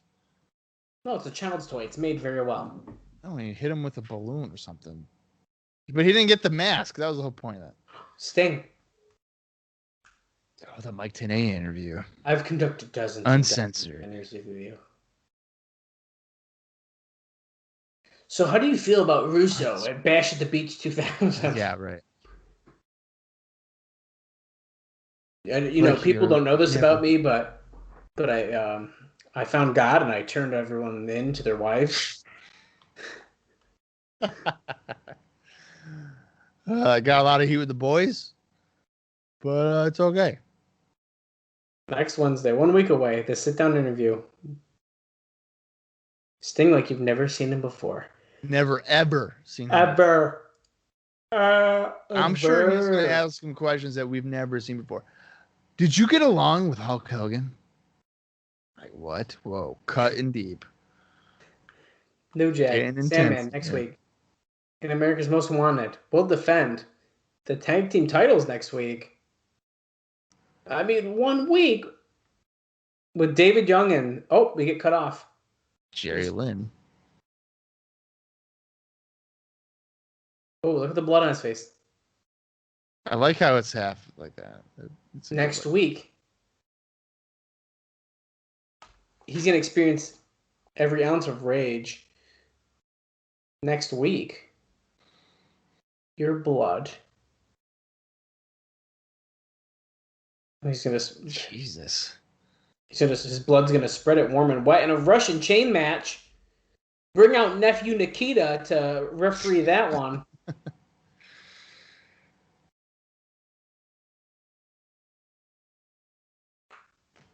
Whoa, we've never seen a Russian chain match before in TNA. We saw a chairs and chains match. Yeah, but it wasn't Russian. Exactly. Okay, good lord. Oh my God. Get the fucking hard 10 bullshit. Yeah, okay, great. It's New Jack and Sandman. Good. Yes, here's the tournament, the Hard 10 tournament. The winner gets Just nothing. call it as it is. It's an ECW reunion match. That's what they're doing. Yes, the unknown monster. Oh, gee willikers, you guys better show up and watch this one because it's going to be great. Back with Sonny Siaki again. Wait, I saw you talking to Vince Russo, but what were you talking about? He says that was between me and Russo. All I can say is this. Starting tonight in NWA-TNA, there's going to be a few changes. But AJ's the champion and gets the power. Trinity just walked in and pulled Goldilocks' hair. Now has her in a headlock. What the heck? Siaki says there's going to be more of this from here on out. What the fuck? Trinity's choking out Goldilocks. So, yeah, cool. So, Trinity was one of, your favorite babyfaces. Now she's heel. Good. That's fun. Why would For they no do reason. That? What is the point of that? Well, I'd also like to point out that they only teased about 5 minutes ago that he was talking to Russo, but he never actually probably did in that time. So that was I feel like a very odd placed segment. Speaking of Russo, though, I feel he was just in the one segment too. Usually see him a bunch. He's calmed down a lot. Yeah. Trinity attacking Goldie. Wow. Well, here comes Glenn Gilberti. Speaking of wow. Great. Take that for what you will. The dude's looking jacked. Okay, we just gotta say it. He's got a good physique, but that's all he's got. It's still fucking Glenn Gilberti, exactly. Right. No offense, Glenn. If you're listening, you follow us on Twitter at CrossTheLineTNA. He's a Disco's a OG listener. I don't think that's accurate at all, but it's okay. He might be. He follows us. A lot of TNA alum follow us on Twitter, so if you're not, I'd recommend you join the fun. You're Shane Douglas. Heck yeah, dude. He's not wearing the yellow pants. He's wearing tights. His elbow is not in a cast, so that's a rarity. Take a picture. This doesn't happen very often. Just take it all in here. If this screams just WCW mid-carders to me. Well, because it is. That's my point. You're not wrong. And here's your main event of Thunder. It's Shane Douglas and Disco Inferno teaming up. Against Raven and Jarrett. Yeah. Raven has this intense, long intro. It's like a mental asylum or insane This asylum. is like the 5-minute opening promo of the show, video package. And it's just him with his poetry that I don't even know what the hell he's talking about. Come with me as we explore Raven's Clockwork Orange House of Fun match. Da-na-na-na. Da-na-na. There he is. Raven. That his shadow, I thought was someone about to hit him. I sort of did too. Look, Shane Douglas going right after him. Raven, though, knocks him down. Jeez, Douglas is not really good at this whole brawling thing. He just ran into a bunch of jabs. Oh, Gilberti took Raven down with one punch. Here's Jarrett. Jarrett's the save. Yeah, get Thanks, that baby Gilberti. face. Holy shit. Look how Shane just sold that. Look how he's bumping around for these punches. He's trying to keep a job. Yeah, you gotta sell for the owner. 65-35. Remember that. That's a good point.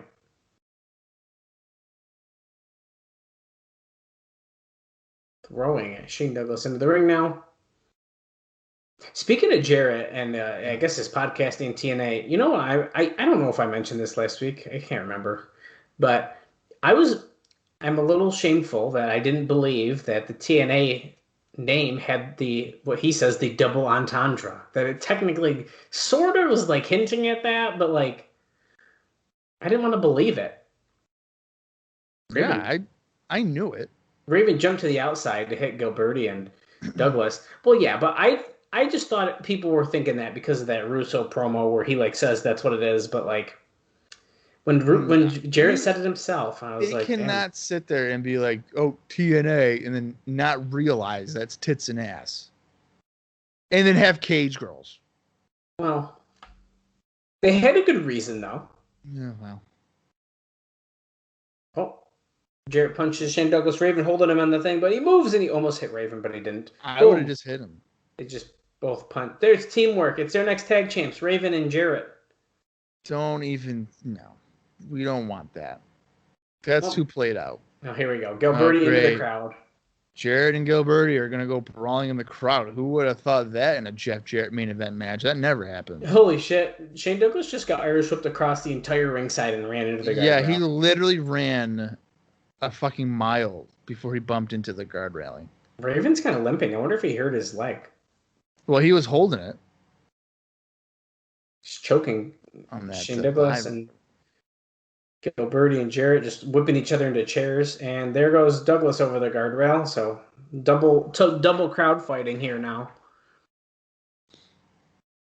Gilberti hits Jarrett in the back with the chair. And again, lax rules, bro. Lax rules. No rules, bro. Every man for themselves, bro. Yeah, look at me. I'm Gilberti. I'm a main eventer now because I booked myself in that. Yeah. If you're following along, we're at an hour 45 minutes now. Yeah, so we got about 9 minutes left. Yeah, Raven's definitely holding his right ankle and hobbling on it. To the chair, to the head, to Gilberti. And Raven and Douglas fighting over near... They're like underneath where they come in through the doors there. And there's strategically a trash can place that's empty right there. Who would have thought? They got to get better with keeping a safe workplace because I know tables all over the place, trash cans, drop toe hold there by Raven on Douglas into a chair. And Jarrett helped with that. He Irish whipped him, so it was like a tag move for they're getting ready for their tag team. The referee needs to be counting these suckers out. Instead, he's just walking around encouraging them. You're doing great. With the guardrail. Drop toe hold to Gilberti. Oh, great. Are we going to see blood in this match too, or what? I guarantee we are. So someone's got to bleed. All these chair shots to the head and fighting in the crowd, and you're going to tell me no one's going to bleed?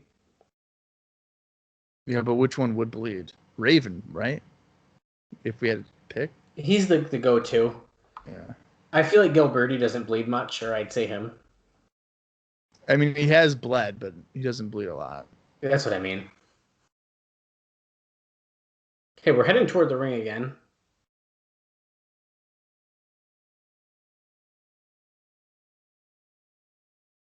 Gee, Don West sounds there's no love between Raven and Gilberti. More brawling. Great. Douglas is hanging out on the apron, just waiting. Oh, what is he doing? He ran to jump he missed at Jarrett. But yeah, and Raven. He missed both of them. Raven's in the crowd punching Douglas. Douglas hates his life right now. He hasn't got one move in. Yeah, he's just been getting punched the whole time. Break the announcer's table. No, I can't afford the Chipotle, but they're extra price. 4% up. Kaylee goes, that's like if my bowl was $10 and now it's going to be $10.35. As if I can't afford that. Right. Well, I thought it was funny that in order for them to have a living wage, you increase your prices by 4%. Yeah. Whoa, what are we doing here? And then Sarah pointed out, oh, by the way, the CEO, he went from $18 million to $36 million last year. Yeah. So it's like, cool. Priorities. That's great. Good shit. But don't worry, they're never going to break that announce table, so you'll never get a Chipotle bowl from me. No, well, it was Chipotle for life. It was not Chipotle for life. Yes, it was. Jarrett just collided with a Raven on the apron. Probably going to cause some tension. Can't wait for that promo next week. You ran into me, Jeff, and then you'll be like, well, he threw me into you, and I don't believe you. It'll be the whole thing. Yeah, and then we're going to fight for the tag titles, and then we're going to beat America's Most Wanted next week for him. Yeah. But Dallas, if you go back into the archives here, you said that if they break the announcer's table, and you were like, and I'm pretty sure they never do, but if they did, I'd give you Chipotle for life. I didn't say life.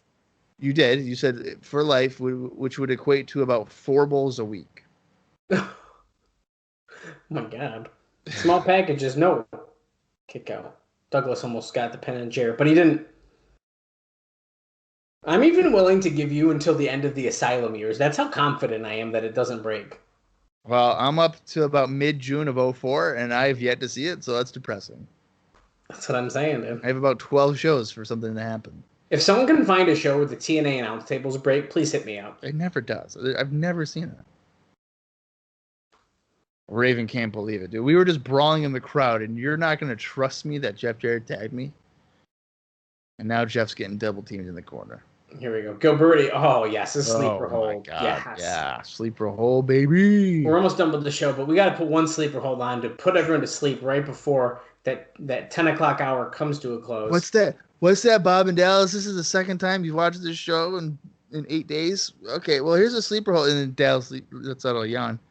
So he's really feeling the effects of this. It is, dude. I feel like Jarrett right now. I'm fading. Look at him. Were they chanting in the crowd? I can't hear what the crowd's chanting, but it's definitely something where screw Jarrett, I think. I don't know. It sounds like they're saying Is it just... Oh, maybe. I think it also sounded like Just Give Up. Oh, maybe Just Give Up. That shitty-ass Jawbreaker to Disco. Or Glenn. Raven's like, come on, tag me, brother. Tag me. The referee's looking right at me. Tag me. It's a perfect time before he can't see us. And you got it. There we go. Raven. Boom. Douglas. Boom. Good birdie. Douglas. Douglas has just been getting punched this whole time. Dude. He hasn't done anything. Clothesline. Nice. Just on one leg. Look at up the knee lift to Douglas. Still sort of limping. I think he might have twisted his ankle or something. No, he's hobbling for sure on that. That bulldog clothesline combo by Raven to both Douglas and Gilberti. Going for the cover on Douglas? No. Two. Oh, he kicks out, does Douglas. We just got a few minutes left here. We are about right now at the hour 51 minute mark. In 3 seconds, 4 seconds, 5 seconds. Oh, Raven effect DDT to Douglas. That's got to be it. Pin him. 1, 2. Gilberti breaks it up. I can't believe he broke it up. It's as if he was right there. Unreal. Shocking. Unreal. What an amazing turn of events. What the hell? What was that? Jarrett Did he just fall down? Yeah. He twisted his ankle. Jarrett gets thrown No, that's what was supposed to happen. He was supposed to throw him over the top, but he didn't do it right. Gilberti fucked up an Irish whip. Yeah, that is what just happened. Oh, my God.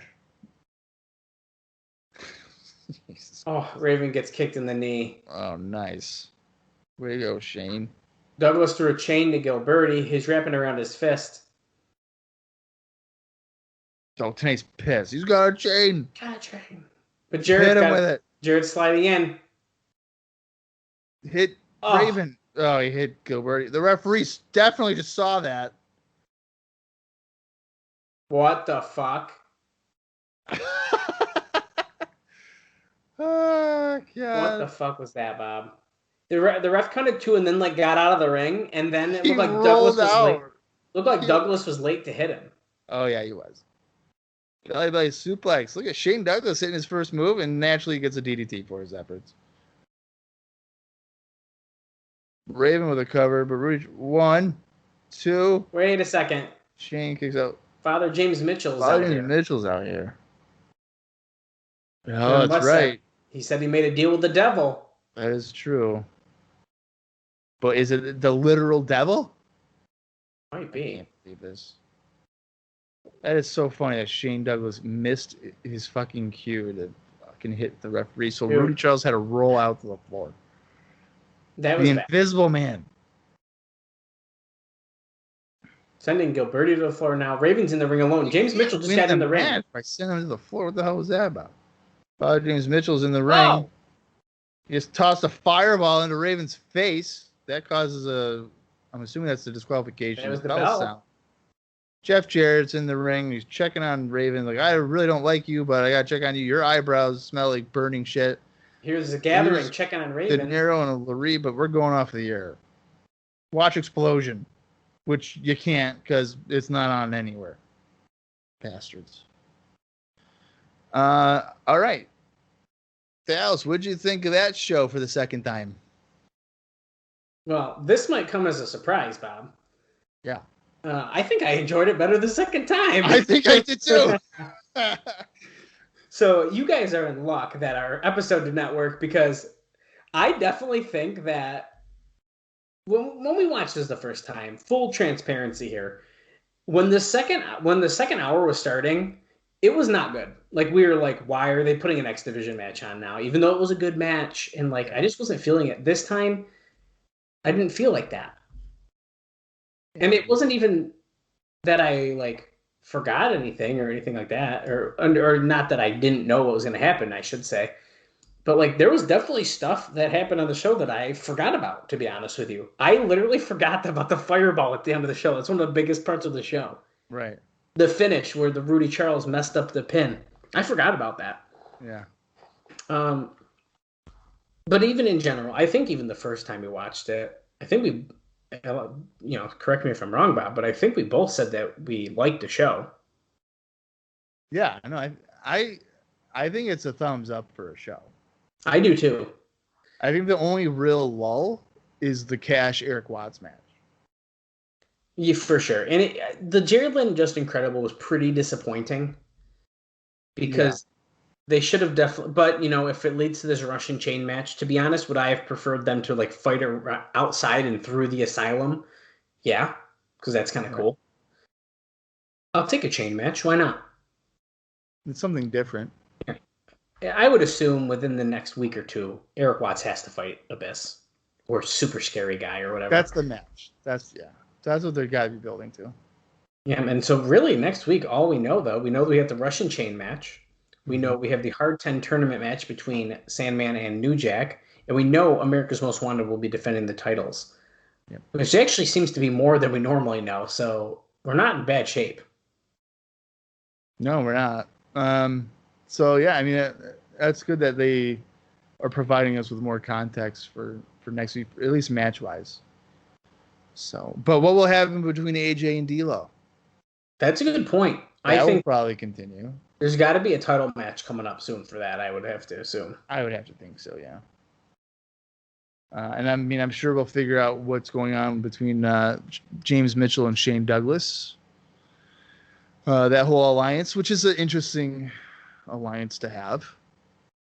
So. Yeah, I think so too. And that's something I'm really looking forward to, because not that I know a lot about the feud, but I knew they somehow were together at some point. So I'm excited to see the beginning of that and see where it goes, because Shane Douglas cut 2 pretty damn good promos on this show. So he's a welcome addition to me in TNA, especially at this time. I think it's fresh to see someone who can cut a promo like him in the Asylum. So I'm excited about it. Yeah, he's definitely a good talker, and probably one of the best talkers they have. And he just came into the company. Mm-hmm. So that's definitely a welcome addition. All right, well that's 2 good shows in a row for us, at least, right? I don't know. Do you know what we did for 6 of 11? Oh yeah, I can pull it up right here. Are we on what kind of streak are we on? Well, we're at a 2-show thumb up streak, which is pretty good. The last time that we had any streak going was we were all thumbs up for 42, 43, and 44. And before that, it was like 2002. So, jeez, we're on a streak, Bob. If we can go it again, we might be close to an all-time streak. Yeah. So our highest streak is 3 in a row. 3 good in a row. Yeah. 3 in a row. Yeah. And that was almost. It looks like it almost was 5 in a row, but they had one like pretty bad show in between, so they had to burn it. Damn it, TNA. Actually, it was almost even more. There's 2 bad shows stuck in there, but regardless, we're back on a potentially upward momentum, and I do feel like things are getting fresh. So I'm excited to see where this goes. Yeah. Hopefully, we don't have to do this a 3rd time, because I'll cry.